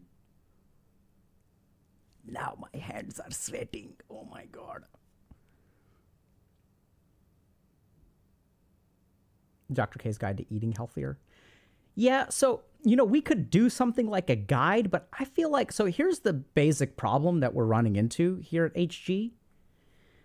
We can make guides about stuff. We can make streams about stuff. We can make videos about stuff. But the real question is, how do we get y'all to, do it? That's the question. So we can educate y'all, but I'm not sold on just making more guides. Does that make sense? We need some way to help y'all be accountable and actually make change. That's why I like so mindful mayhem is a great example of stuff that I think really works. We hear so much good stuff. Okay, we're going. Alrighty. Hello. No one can hear you yet, and no one can see you yet. Okay, wait. So people can't hear or see you yet. Okay, let me just make sure that we're pinned and nothing is going to get... Can you say something? Hi. So just count to 10 for me. 1, 2, 3, 4, 5, Perfect. 6, 7, 8, 9, Can we 10. go live? Are we good? Am I supposed to be able to see you, Elo? Because I can't see you. Oh, well, let's do that. And I also just wanted to make sure you were aware we do have a hard stop at 3 o'clock. So just wanted to flag that for you. Okay, I will... Yeah, we're good. Can you hear me now? Or see me now? I got you. I'm good. Awesome. Welcome to Twitch. And thank you for being here. Do you want to just tell us a little bit about, how you like to be addressed And You can call me Vivek. Call me by my first name. That's okay, fine. and you can call me Alok if you would like to. Sure. So welcome, Vivek. And I understand that you're Surgeon General of the United States. That's right. What's that like? It's an incredible privilege to be able to serve, and it's different every day. As people often ask me, what's a typical day in the life? And it's quite different. Some days I'm traveling to communities across the country, working with people on some of our priority issues, whether that's mental health or other issues that they're concerned about. Other days, I'm here working with a lot of our strategic partners in Washington, D.C., both in and outside of government. And we're always building in new initiatives and launching new products. Most recently, we launched an initiative around addressing loneliness and isolation, which are profound challenges for the country, as well as some broader topics related to mental health, including social media use. So it's an incredible job and an experience, and at least something happens once a day, I would say, at least once a day, that reminds me of how just what a blessing it is to be able to serve in this capacity. So Awesome, man. So can you just tell us a little bit? So I know y'all have released 3 advisories in like rapid pacing. So one on youth mental health, one on isolation and loneliness, and one on social media. Can you tell us like what's going on with like mental health in this country today? yeah, so we have released a number of advisories related to youth mental health and mental health, I'd say more broadly. And the reason we've done that is because in COVID-19, the pandemic we've come through, this has really put a real strain on people's mental health and well-being, and we're seeing it in the numbers in terms of anxiety and depression. But we also know that even before the pandemic, long before COVID-19 arrived, there was a mental health crisis in America. We take kids, for example. In the decade prior to the pandemic, there was a 57% increase in the suicide rate among young people. And we had seen also in the decade prior to the pandemic that more and more high school students were saying that they felt persistently sad or hopeless. And that number now stands close to half. And so we knew that there was a problem beforehand. And sadly, the pandemic poured fuel on that fire. But the reason that I've made this a priority and why we have worked on mental health from so many different angles is because I really believe that mental health is a fuel that allows us to show up in our lives, at work, at school, for our families, for our communities. And many of us know this actually intuitively. Like if you think about a day when you were struggling with your mental health, or a period that you went through when you were having a tough time with your mental health, most people know that that was a time where sometimes it was harder to really focus on work or to do work, or maybe you didn't do as well in school, or you weren't able to just be present with your friends, or with your family members as much as you normally would. Maybe you tended to volunteer less or engage less in your community. Our mental health is really what impacts how we show up in the world. And so addressing mental health to me is really key to addressing not just the health of individuals, but the health of society more broadly. Wow. Okay. And what do you think we can do about that? Like, what should social media is all over the place. Like, how do we handle this? Because we're growing up in this environment, right? Well, we are. And one thing I think to realize is that as big as a challenge as mental health is, there are actually a lot of things we can do as individuals to help not only ourselves, but other people with their mental health and well-being. And this is in addition, of course, to all of the policy actions that we have to take and the programmatic, changes that we can take on, which will help make mental health care more available to people. That will help invest in prevention. That will help to ensure that we're using technology in particular to bring care to where people are, as opposed to waiting for them to drive 30 miles and wait 3 months to get an appointment. So there's a lot that we have to do in terms of programs and policies to make care more available and address the root causes of mental illness. But as individuals, it turns out there's a lot we can do too. So like number one, we know that strengthening social connection in our life helps with mental health. When people struggle with loneliness and isolation, it actually increases their risk of depression, anxiety, and suicide. So think about this for a moment. Like most of us are living busy lives, right? And a lot of times what gets edged out in those busy lives are people, right? So, but if we can take 15 minutes a day to reach out to people we care about, if we can make sure that when we're talking to friends, catching up with family members, that we're actually fully present during our conversations, that we're not distracted by devices, these are simple ways that we can actually start to strengthen our relationships again. The second thing that we can do is we can be mindful of our use of technology. recognizing that technology, in the end of the day, it can be a blessing or a curse. It can help, it can hurt. It depends how it's designed and how we use it. And what has happened in the last, couple of decades is that technology has really taken over so many elements of our life. We get up, first thing we do so many times is look at our devices, and it's the last thing we see before we go to bed at night.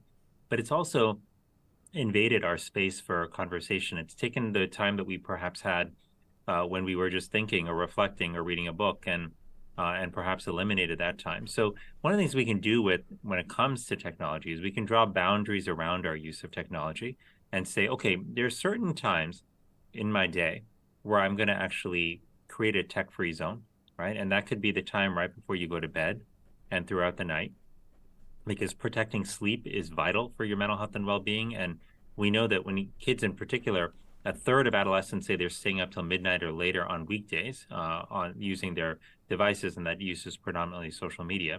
So we can draw those kind of zones. Another zone actually would be around meal times when we're with other people, so we can just focus on them. And another time would actually be physical activity. When we're out, working out, or, playing a game of pickup soccer or basketball, or doing whatever it is that gives us sort of the chance to be physically active, making sure that's also a space where we don't have, we're not sort of constantly distracted by our devices, can be helpful too. So there's a lot we can do as individuals. But the last thing I'll mention, which is perhaps one of the most important, is we can make sure that we're checking on one another throughout our days. And it turns out that there are a lot of people who are walking around today who feel invisible, who feel alone, who, even though they're surrounded by lots of people, they just feel like there's no one who really cares about them per se, that people are busy with their own lives and that they've become increasingly invisible. And sometimes simply by checking on a coworker or a classmate, or reaching out to a friend, not for a particular reason or because you need something, but just to say, hey, I'm thinking of you, want to see how you're doing. That can make all the difference in the world, especially at a time where so many people are feeling invisible and like they don't belong. Yeah, so that sounds great. Can I challenge some of that a little bit? Sure. So the stuff that you're saying sounds weird to me. Mm-hmm. And like you just pick, like, how does that, like you say, talk to someone for 15 minutes a day, leave your house and go pick up soccer or pick up basketball. And this sounds kind of like a weird question, but isn't that weird? How do you actually do that? So I'm glad you asked. So it turns out that it may feel a bit weird because we've become less accustomed to doing these things, like in recent years. But the truth is, this is actually what we have done for generations. And this is actually how we've evolved as human beings over thousands of years, is to have face-to-face interactions with one another, to have some frequency of interaction. Now, talking to someone for 15 minutes a day, this doesn't have to be hard. You could think about a friend who you haven't talked to in a while, or a friend you've talked to often. You can think about a family member. You can think about a coworker who you could catch up with maybe over lunch, or just have a conversation with at the beginning or end of the day. They're people who are actually pretty close to us. They're proximate in our lives. And sometimes it's literally just a simple phone call, or a text to them to say, hey, I'm thinking of you, want to know how you're doing. That can build a bridge that will feel a lot easier once you've done it. Whereas before, I know sometimes it can feel like the activation energy to reach out can be pretty high. But the one other interesting thing I'll tell you is that if you're thinking, gosh, this feels unusual to like reach out and talk to someone for 15 minutes a day, you're not the only one who feels that way. The person you're reaching out to may also be inhibited about reaching out to other people and may not do it. But here's the interesting thing I'll tell you is the vast majority of the time when you reach out, people welcome it. It may be unusual, but that actually makes it all the more welcome. I'll give you a simple example. I don't know when the last time was, Alok, that maybe you wrote a letter to somebody, like a physical letter, and mailed it to them. But it doesn't happen very often anymore, right? Because we just write emails, or we send a text message, or we communicate in some other way. But whenever you do receive a message, like think about the last time you received a letter, like from a friend. This is epic. Yeah, keep going. It actually, you're like, wow, this is so unusual. This is so interesting. Like, it makes it even more special that you're receiving that. And I just recently received a letter from a friend, and I don't get letters very often anymore. But it was like incredible just to like see the time someone had actually taken time to write something to me, a good friend, and it meant like even more to me than it would have like 20 years ago. All that just to say that when you reach out to other people, even though it might feel a little weird or unusual, if you're not used to doing that, just know that you will almost always feel better having done it. And the person you reached out to will feel better too, even more so because it's become a more unusual thing for people to do, in modern life. But if I write someone a letter, aren't they going to think I'm weird? Like, isn't that a weird thing to do? Well, you don't have to write them a letter. You can call them if you want, but if you did choose to write them a letter, they would probably think it's very unusual. But I don't know that they would necessarily. But they would. My guess, from my own experience, is that they would probably be touched that, hey, you thought enough of them to actually write them a letter. So I think you're doing something super cool here, which I think is subtle. So I asked you, do you think it's weird? And you said it's probably unusual. And I think even the way that you're talking about it is really interesting because my word choice is loaded with judgment, which I think is actually a huge part of what people nowadays struggle with. They're like, if I just pick up the phone and call, I was thinking about you. That can seem creepy. Like, hello, Vivek. I've been thinking about you, So yeah, it's an interesting point. I think it's really in how you phrase it. But the difference to me between unusual and weird is exactly what you said. It's judgment.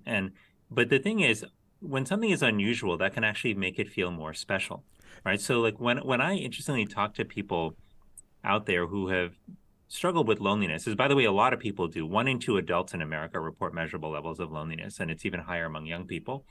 But when I talk to folks who have received that kind of outreach, the unexpected call from a friend or unexpected message from a family member, even when a lot of times they're surprised, but they're grateful. It's like if you walk around feeling like, you know what, no one seems to really care about me. Like if I disappeared tomorrow, no one would even like notice. And then someone actually does notice you and they say, hey, you popped in my head the other day. I was just wondering how you're doing. I wanted to check on you. You're like, wow, like I actually matter to somebody. Somebody cared enough about me to reach out. So what I want people to know is that at a time where so many people are struggling with their own self-worth, with a sense of loneliness, sometimes that very simple outreach from you can have a powerful impact on them. And sometimes we may not realize it because it just seems like, oh, I'm just making a phone call to them or I'm writing them a message. But it can be a lifeline to people who otherwise are feeling isolated. Yeah, I think that's beautifully said. And I think it's fascinating how the way you use language, I think that's what's missing. Because anytime we think about doing something, we attach some kind of judgment to our own actions. We think it's weird. Whereas you're acknowledging it's not commonplace, but that doesn't necessarily mean it's bad. And I think a lot of times people in our community and on the internet, we will negotiate against ourselves and think about the worst version of this, right? Like what people will think I'm weird, but I think it's spot on. I think one way to kind of think about it is if someone did this and reached out to you and was like, hey, just wondering how you're doing, I think people in our community acknowledge that feels good.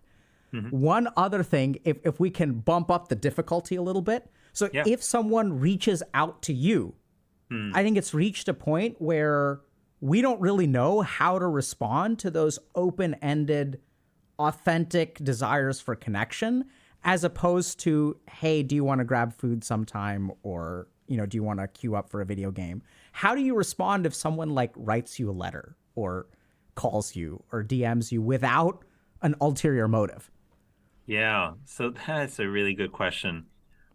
Because you're right, there's this whole dialogue that goes on in our heads before we think about how to respond, right? We're thinking, one, what am I really feeling? Do I want to share it with them? What will they think about me if I share it with them? Will they tell somebody else if I share it with them? Like how will I feel about myself if I'm really open with there are all of these dialogues that are going on in our head before we even utter a word in response. And sometimes that can become complicated and confusing. And it can ultimately sometimes result in us saying nothing and just moving past the message and saying, I'll just respond later, right? Here's what I try to do. And I've actually, the reason I know this in part is because I've actually felt it myself. I've been one of those people who's gotten sometimes those outreaches over the years and unsure what to say. I just say, I'll respond later. And then days go by and I never respond, right? And that's not ideal. So what I've defaulted to is just a way to really simplify it, which is, it might sound a little scary, but it's actually to me, the simplest thing to do. And it helps me actually respond quickly, which is 2 words. Just to be real. That's it, right? So in those moments, I'm trying to think, well, what will they think? Well, how they perceive me, etc. I just say, you know what? Let me just be real here. Let me just be honest about what I'm feeling, what I'm doing, like what I'm thinking right now. And the first few times I did that, I braced myself. I was like, well, how are they going to respond? Are they going to think I'm weird? Are they not going to respond? Which would be perhaps even the worst, because then they maybe think I'm terribly weird, so much so that they couldn't write back. But I'll tell you this, every time I've realized, almost every time when we're real with somebody else, what we're doing is we're not just giving ourselves a chance to be authentic, which, by the way, feels good in the long term, but we're actually telling the other person, hey, it's okay for you to be real too. Because a lot of times that's what people want, right? If you think about some of the best conversations that we've had in our lives, right? They're usually conversations where we didn't have to pretend to be someone else. We didn't have to put on airs. We didn't have to put on fronts, right? We could just like literally be real, be ourselves, and not worry the other person was going to judge us for it. And we're in one of those moments where we have all built so many layers around us. We've become professional mask wearers. You know, we walk around with these masks that are shaped by what we think society wants, what we think other people want us to be. But underneath all that is us, right? And this is a time to actually slowly peel that stuff back and say, you know what? I'm just going to be real. Let the chips fall where they may. But I'll tell you, almost always they fall in a place where people are grateful for the authenticity and encourages them to be open as well. Yeah, I loved as you were sort of articulating that internal dialogue. It sounds like you're one of us underneath everything, which is awesome. And chat, by the way, is loving everything you're saying, and I think it's impactful in a different way, because I think when we think about you, we think about like this. This is not a regular human being. This is the Surgeon General of the United States, and to Yeah, I hear can that. understand that. And I'll tell you one other thing, Alok, that you know, I'm an introvert. You know, some of the folks on here may be introverts as well, but I'm also a shy introvert, right? So like growing up, let me tell you, that was particularly tough because, you know, there were times I wanted to like make friends, hang out, you know, play ball with other kids, etc. But I had a hard time sort of figuring out how to start a conversation or kind of get going. I was always worried people are going to maybe think poorly of me or judge me, or I'd say the wrong thing. And so I would think a lot, you know, internally before I said anything, and would overthink things a lot. And I'll tell you, it was really exhausting. It was really exhausting. And it led to a lonely experience because I wasn't reaching out and making the kind of friendships that I really wanted to make. And it took me a long time to kind of get over that, to realize that what felt like a really risky move, which is just being myself and just saying what was on my mind, that actually turned out was the better path. You know, it felt scary initially, but it felt so much better, like in the long term. And it actually helped me actually reach out and connect to other people. And then I would realize that they were feeling the same way. In fact, years after I was in grade school, I reconnected with a bunch of friends from there. And they all told me something very interesting, because I was looking at their lives when I was in school thinking, wow, these guys seem to have it all together. They seem to be hanging out with other people. They're having a great time. I'm the only one who's like sort of shy and introverted and having a hard time connecting. But they all told me to a T. They're like, you know, we felt the same way too, that we were having a hard time connecting. We felt weird. We felt isolated and awkward. And I was like, God, I had no idea that these other people were feeling the same way. So the bottom line is, like, if you're out there feeling like sometimes it's hard to connect, or feeling like you're having a whole internal dialogue that's like paralyzing you from acting and reaching out to other people, just no, you're not alone. There are a lot of people who are struggling with this, but this is like the power of moments where we can be real, is that we can break that cycle. We can short circuit those thoughts that are like, you know, cycling through our head. And we can have a genuine human interaction. And I'll just tell you, that's an act of courage. And acts of courage give other people the courage to act as well. Yeah, that's so fascinating. Can I ask you more about this? Yeah. So I totally get that long term, right? You've learned the lesson that reaching out can be initially scary, but that over time you form connections with people. It's great, fantastic. But in that initial stuff, you said it took you a long time. And that's where I imagine actually most of our audience is now. They're not in the later stages. They're in the, oh my God, this is terrifying. Yeah. Do you remember what your like almost like minute process when you were working on this? Like what could you do to actually make it easier on yourself?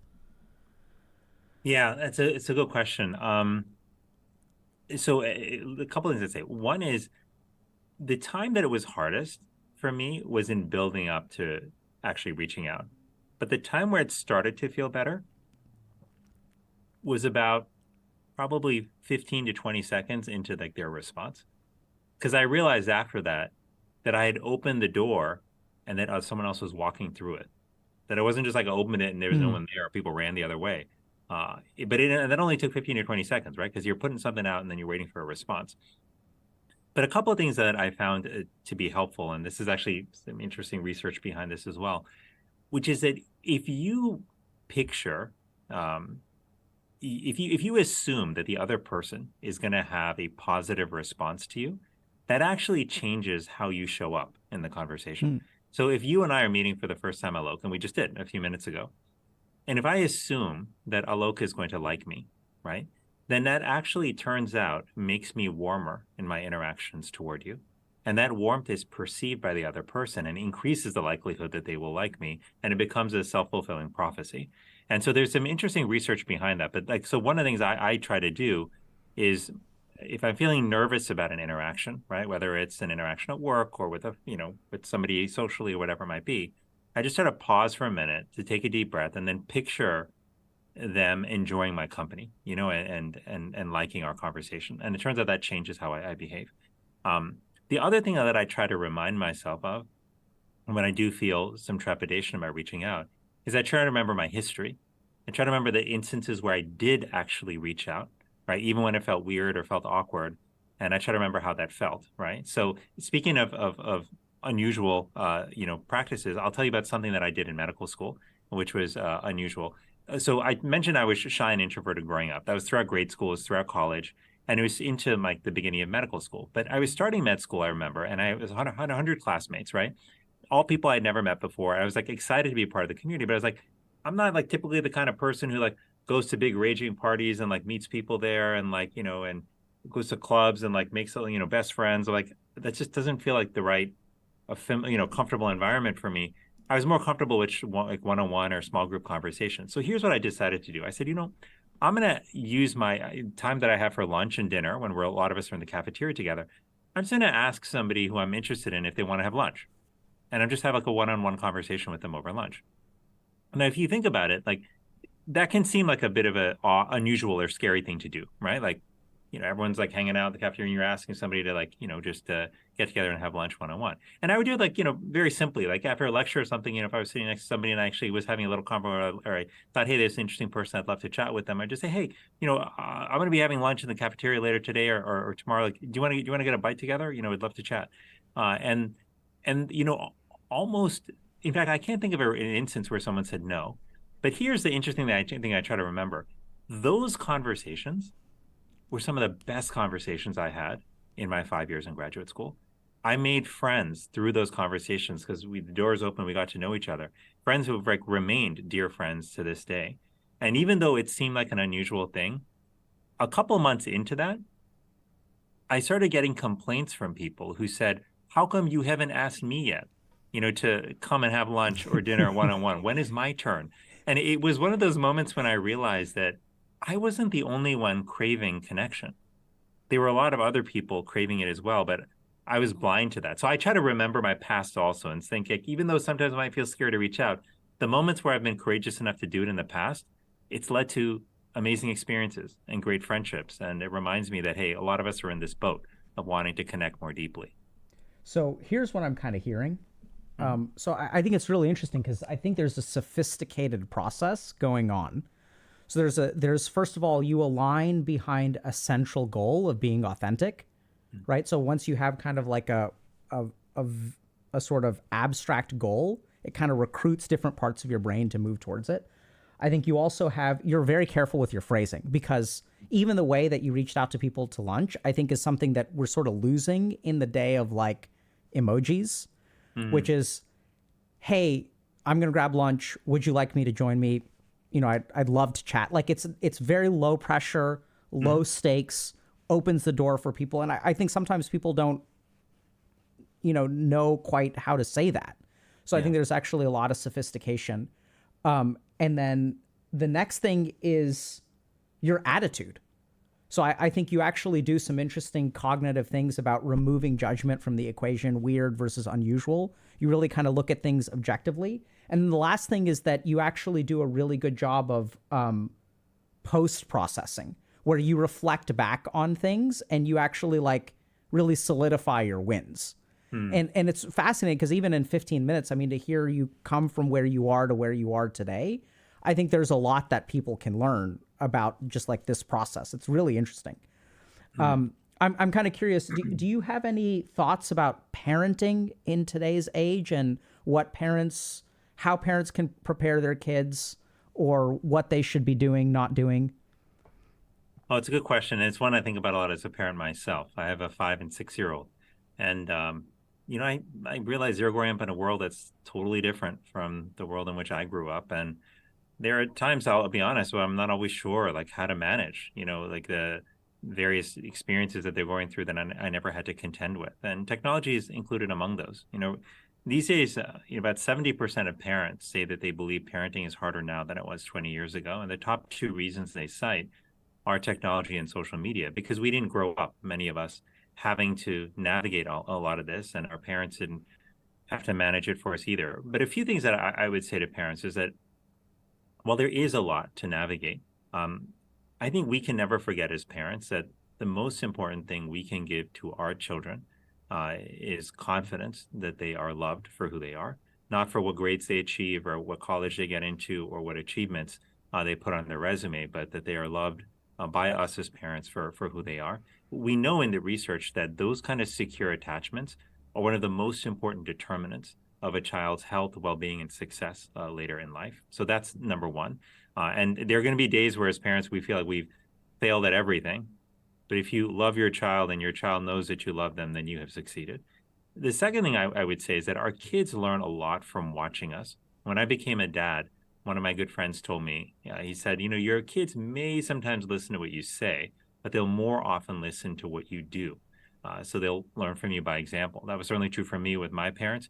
But that means that as parents, when we role model how to prioritize relationships in our life and how to put friends and family first, how to invest in people, our kids pick up on that, and that certainly was true, I know, for me growing up. I saw my parents not just talk about the importance of taking care of other people, but when somebody who was in our friend circle lost a loved one or a family member, my parents would go over. They would call. They wouldn't wait like a month or a year to do that. They would go over right away, and they would always tell me when someone is in need, that's when their friend should show up. Even actually this morning, funny, this happened. This coincidence has happened this morning. My mother called me this morning, and she said, so and so who you grew up with, their father actually just passed away today. Call them, and tell them that offer your condolences and make sure they're okay. So my parents continue to not only role model but speak it as well. But my point is parents, we can role model how to prioritize people, how to take care of ourselves, how to talk about topics like mental health. When we talk about this and open up a conversation with our kids, it tells them, hey, these are issues that are okay to talk about. But finally, we can role model how to use technology as well. Now, I say this knowing that as all of us struggle to some extent with our use of technology, how to draw the right boundaries around it, how to make sure that we're not allowing technology to distract us from our conversation. So this is hard, but even being honest with our kids about that, saying, hey, look, here's what I want to do. Like with technology, I want to use it for this, but I don't want it to like distract me from my conversations with you. I don't want it to rob me of my sleep. I don't want it to take over so many hours in my day that I can't actually go to the gym and work out or can't spend time with you and the rest of the family.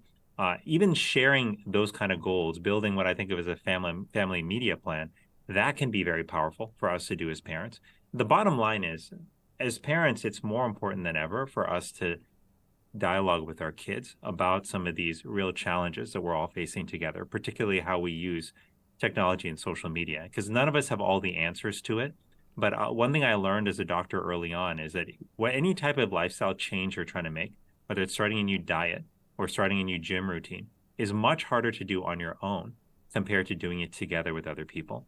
So when we can support each other in the family, have open conversations about this, we can move closer and closer toward healthy practices. So, the last thing I would just say for parents is this: look, don't think that you've got to overcome all the challenges of parenting alone by yourself, because this is too much for one parent to take on. One of the reasons I issued an advisory on youth mental health and social media is because I felt that the entire burden of managing this has been placed on the shoulders of parents, and that's not right. We need others to step in and make sure that platforms are safer for our kids. But it's also a time when parents reaching out to other parents to dialogue with them, to talk to them, to share some of their challenges and work together is more important than ever before, because parenting can be lonely. It can be an Absolutely. isolating experience, and it's a time where we need each other more than ever. Yeah, great. So thank you so much for sharing all that. I think, like you said, sometimes we don't realize that parents themselves don't have great, healthy relationships with technology. They're modeling the wrong behavior. So I just want to actually close, if that's okay, with a moment of authenticity, not from me, but you've opened a door and you've agreed to speak with us. And I think you've really spoken from the heart. And if it's okay with you, I want to share just 2 or 3 comments. I just paused the chat at a random spot when you were talking. And so Powerful Ash Greninja says, who is this guy? He spits so much facts. X-Man X is saying Vivek is 10 steps ahead. Oink Pig Rock is saying, never knew the Surgeon General was such a cool, well-rounded guy. Love on Singed is saying, this is such an amazing topic. And Mittens, the Killer Bunny, said, I really dig him using personal examples. Helps kind of solidify the guidance. Just a random 5 comments that I've selected. I didn't like, I just paused. And I think you've opened the door, and like, this is our chance to like walk through it and say like, thank you for your guidance, your personal guidance, all the work that you do. And I'm genuinely surprised by how much people are resonating with like what you're saying. And I think you've made a big impact today. I know that's your day job, but we're incredibly grateful. Well, I so appreciate you sharing those comments, Alok, and for inviting me to have this conversation as well with the community. I'll just say, in closing, that I've made a lot of mistakes in my life, for sure. But one of the things I think we're all learning as we go through life is trying to figure out what's truly going to bring us fulfillment and joy and happiness. And I will say that in the last 45 years that I've been on this earth, through all the successes and failures and doing it right and wrong, the one thing that I have learned from the patients I've taken care of, who at their end of their life have, privileged me with the opportunity for me to listen to like what they reflect on in those final moments, is I've learned that it's really our relationships with one another that are our greatest source of fulfillment and joy. And, people at the end of their life, they're not talking about how many followers they had on social media. They're not talking about how much money they had in their bank account, how big their corner office was, how many bedrooms and bathrooms their house had. What they're talking about are the people that they loved, the people who brought joy to their life, the people they wish they had spent more time with. And the truth is, none of us have to wait till the end of our lives to learn that lesson. And so what I'm trying to do in my own life, and what I hope all of you can do in yours, is to find ways to put people at the center of your life, not at the edges, not at the periphery, but at the center. And that means prioritizing people when it comes to decisions we make, where we spend our time and our effort and our energy. And those could be small interactions with coworkers or big interactions with family and friends. But the more we're able to put people first, the more we have a chance of living a life that's truly fulfilling and happy. And that's what I want for all of you. So thank you, Alok, for this time today. And Beautiful. Very grateful.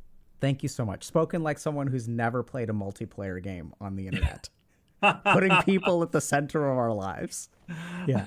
So thank you so much, Vivek, Dr. Murthy, the Surgeon General of the United States. And we'll stay tuned to, other advisories and stuff that y'all keep out.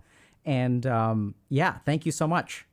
Thank you, Alok. Really enjoyed this. Me too. Take care. Okay, Bye. All right. So now we have, he's your Surgeon General, right? That's what I'm like. So I didn't know. I've heard the dude speak. Like, the dude is legit. Okay. But I didn't know he was like one of us, chat. That's my Surgeon General. That's what I'm saying, dude. Chat, like, legit AF. Y'all too. Like, do you guys realize how quickly this could have gotten tanked?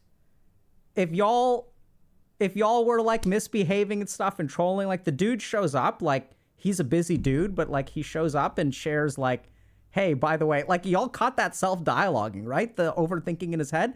I was going to jump in. I was going to say, this sounds not like someone who's done research, but this sounds like someone who's lived through it. And what's really interesting is it's fascinating because in 5 minutes, he goes through those steps. So here's like Dr. K's interpretation of the Surgeon General's 4-step plan to 5-step plan to make friends in life. Number 1, be real. Now that's going to be hard to do, so we're going to get into more details, but really think about how much crap in your life and how much crap in your relationships is based on the 5D chess that you're playing with yourself. What will this person think? What should I say? What'll they think then? What'll they think then? What'll they think then?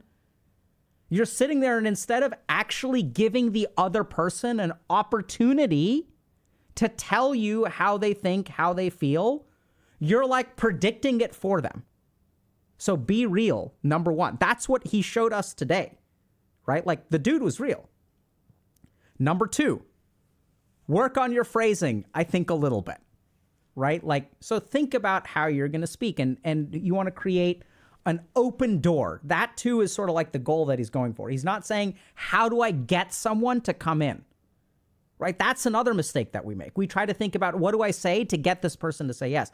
That's not his goal. All he's doing is opening the door, and then they can walk in or not walk in. And you think about the times in your life where, no pressure, someone has like opened a door for you, and it's your choice whether you want to walk through it or not, but they've given you the option. They've empowered you. And when you empower the person on the other side of the table, they feel comfortable.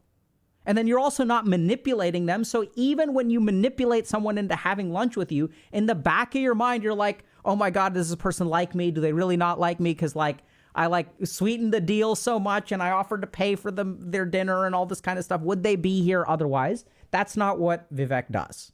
We're on a first name basis now, chat. Come on. Y'all are too, by the way. So he opens the door, and then they are free to come in. And then once they're free to come in, they're kind of relaxed. That's going to relax you a little bit. The other thing that he does, so I think good phrasing. Hey, I'm going to grab lunch today or tomorrow. You know, would you like to join me? I'd love to chat. Right? He's not thinking like, oh my God, does this person think I'm single, not single? Do they like me? Do they not like me? Like, all that. I'm sure the dude has thought it. Would love to hear his story of relationships, and, you know, seems like he's got kids, but who knows? Maybe he's married, maybe he's not married. The other thing is the attitude he takes, which is like, I'm not, you know, I am not negatively impacting someone else. So what he talked about, the really interesting research called the Pygmalion effect, which is basically the psychology of self-fulfilling prophecies, where if you go into a job interview and you think, oh my God, why would these people ever hire me? It tanks your actual performance in the interview. If you give a speech and you realize that the reason that these people have invited me to give this speech or presentation is because I know something that I can share that could help other human beings, I'm going to show up and try to offer whatever I have. And if people want to take it, they can take it. If they don't want to take it, not a big deal. It hurts a little bit, but I can move on. And then the other thing, this I think is huge, which is something that we don't do, is that from a cognitive perspective, he really digests his social interactions. So we do this with our negative social interactions, where if we have something bad happen to us, if we text someone and they don't respond, or we get ghosted once or twice, we will play that through in our heads over and over and over again. What we don't play in our heads over and over and over again are the dozen instances where we texted people and they texted us back right away. So in our mind, we're creating a selection bias towards the worst things. And I have trouble calling him, I could call him Vivek to his face, but we're going to call him Dr. Murthy now. But what Dr. Murthy does is actually sits down and looks at, okay, like when I opened the door for people, what actually happened? Because we don't actually do that. It requires intentionality. And I would bet money that there was a period of time in his life where he was very intentional about his social interactions. The big V. That's right. Top V. CIA on Discord Balding. And I think seriously, y'all should this dude, y'all said it. He's spitting facts. He knows what he's talking about. And I don't say that. I sort of would have said that. I would have said he is an expert he's an expert doctor, chat. Oh my god. Oh my god, he's an expert. Oh my god. You know, but I mean, I think the dude knows what he's talking about. He knows what he's talking about because he's been there. He's one of us. And if he can do it, y'all can do it. Right? And it doesn't sound like he started becoming like socially adept until med school or even after. I think Alok has a crush. Maybe on you, Kruti. No, but I think it's just, respect. But does he play video games? So I think there are a couple of complicating factors which we're going to have to revisit. The first is, I think Dr. Vivek and I went through a period of like intentional social growth, for lack of a better term. But I do think the world that y'all are living in today is harsher in some ways. So I think the one thing that's really tricky is it's so easy to leave people on red. It's so easy to get nothing from the other person in virtual interactions. So the one thing that I think that he has going for him and I had going for me, like back in the day, is when you're with people face to face, when your circumstances are face to face, I think this strategy works really well. The one adaptation that we have to make, and I'm not quite sure how to make this is something we're gonna have to figure out, is in a virtual standpoint, what do you do? And maybe the answer is actually really simple. It's that we need to step away from virtual interactions to some degree. Not saying that we should get rid of them entirely, but maybe 20% of your interactions should be in person because that's where this meta works, right? He's got a guide to making friends. But it's so easy to leave people on red. So one thing that I would say to y'all is, one thing we can control is the flip side of the equation. So for y'all to be a little bit more intentional about when someone messages you, don't leave them on red. Because this is also a platform kind of thing, where one of the things that I know is when I log on to a platform and I see new messages, I will read it. But if I'm like in the elevator and reading a message and I don't have time to respond to it, then it goes from unread to read, and then I don't get prompted about it a day later when I have time to respond to it. And then the person gets left unread. So I think there's some weird platform stuff going on here too. But I encourage y'all to not leave people on red. You can even say, hey, got your message. Sorry, I don't have the time to respond. This is something that I'll sometimes say. I'll say, I don't have time in this moment to give this response the time it deserves. But I'll do my best to get back to you within a couple of days. Thanks for sending it. So I'll sort of tell people, hey, I saw this. And then they at least see, right? And then I'll also sometimes say, like, if I don't get back to you, it's not because this isn't important to me. Please feel free to ping me in a few days if you don't hear back. Sometimes I'll say stuff like that. The other thing is, I'm really curious if the dude has really ever played multiplayer games, because he's like, other people are important. And this is, I mean, I think he's an internal medicine doc, but so, he's like been end of life kind of stuff with like cancer and heart attacks and heart failure. And I'm sure he saw all that stuff at the Brigham, which is I think where he trained, and you see it anywhere. And so like the end of your life, and he's right. Like people don't think, I mean, I would concur. People don't think about how many bedrooms they have, or like, oh man, it's really great that we got those faucets replaced with the slightly nicer faucets that were more expensive. I've never heard a single person talk much about material possessions at the end of their life. He's spot on. It's like all relationships. Because I don't think you can bring your faucet, your MMR, or your fancy cosmetic to whatever comes next.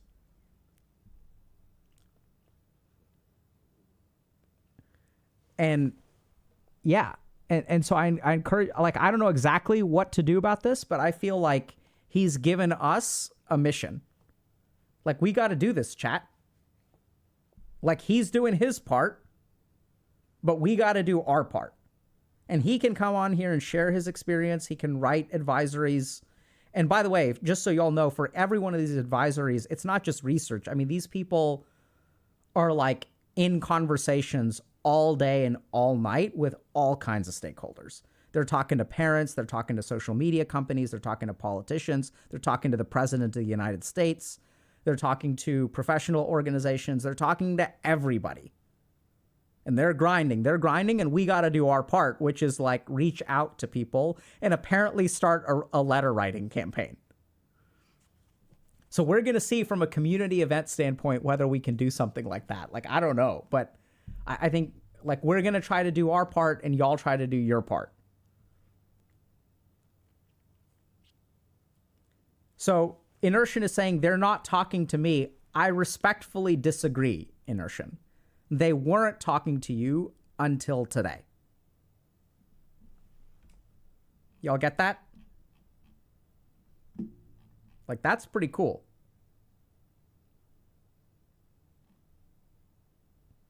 Only problem with HG Pen Pals is we're going to be leaking everyone's addresses. So I don't know if we can do that. We're going to train carrier pigeons. That sounds great.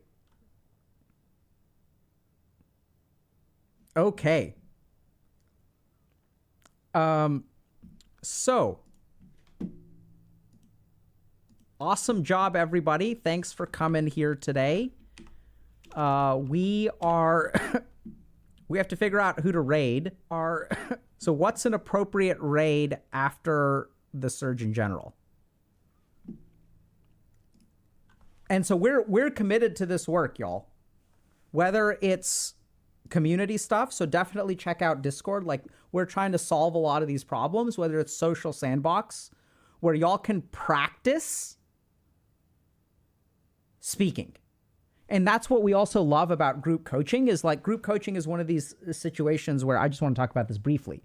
So one of the hardest things to do in a conversation is to know when are you supposed to speak. And sometimes you have these thoughts like, oh my God, like, am I taking up too much time? That is literally a skill that we train in group coaching. How do you break into a conversation? How do you listen? How do you let people know, hey, today I'm having a rough day and I need a little bit more time? How do you advocate for yourself within a group? How do you balance participation within a group? And what we really tend to see, it's kind of hard, but like you're not there to make friends. And we actually actively discourage people forming relationships outside a group because then it opens up all these other kinds of worms. Everyone's like, we should play games together. And then you play games together and one of y'all feeds. And then what? But a lot of these things are the things that we are trying to fix. And this is what I was saying earlier. Someone was like, Dr. K's Guide to Healthy Eating. Like, we can make that, but that's not exactly what y'all need. I think what we need as a community nowadays is some way to engage. Information can only get us so far. And information can get us a long way, and that's why we have Dr. K's Guide. That's why we do these streams. That's why we have conversations. So if y'all want comprehensive information, check out Dr. K's Guide. If y'all want to really understand what the Surgeon General is talking about, actually read their reports. The reports are really accessible. It's fascinating. They're like 20 pages.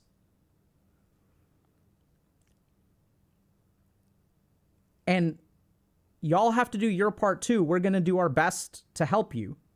But this is also where if y'all think that we should be doing something, please suggest it. Yeah, let's link. Do we have mods? Here, I can link. So here's the... Sweet Anita is live. Let's raid Anita. Perfect. So check out the youth advisory. Stay tuned to socials and stuff. And a huge shout out to the Office of the Surgeon General. We're grateful for him coming on today. And huge shout out to Squeaks. And huge shout out to y'all for showing up and like being positive and like really listening to what the dude has to say, because the dude is legit. I think we're going to take Friday off stream. We've earned ourselves a break, chat, but we'll probably see y'all maybe early next week. I'm not 100% sure. So take care, everybody, and have a good week. And reach out to someone, by the way. Last thing to do is reach out to someone and say, hey, Was just wondering how you're doing and if you wanted to catch up sometime. Just do that. Right? I'm not so sure about that. I've been thinking about it. You can do that, but that's like you gotta really, put the V in Vivek to be able to do that. And send Sweet Anita some love.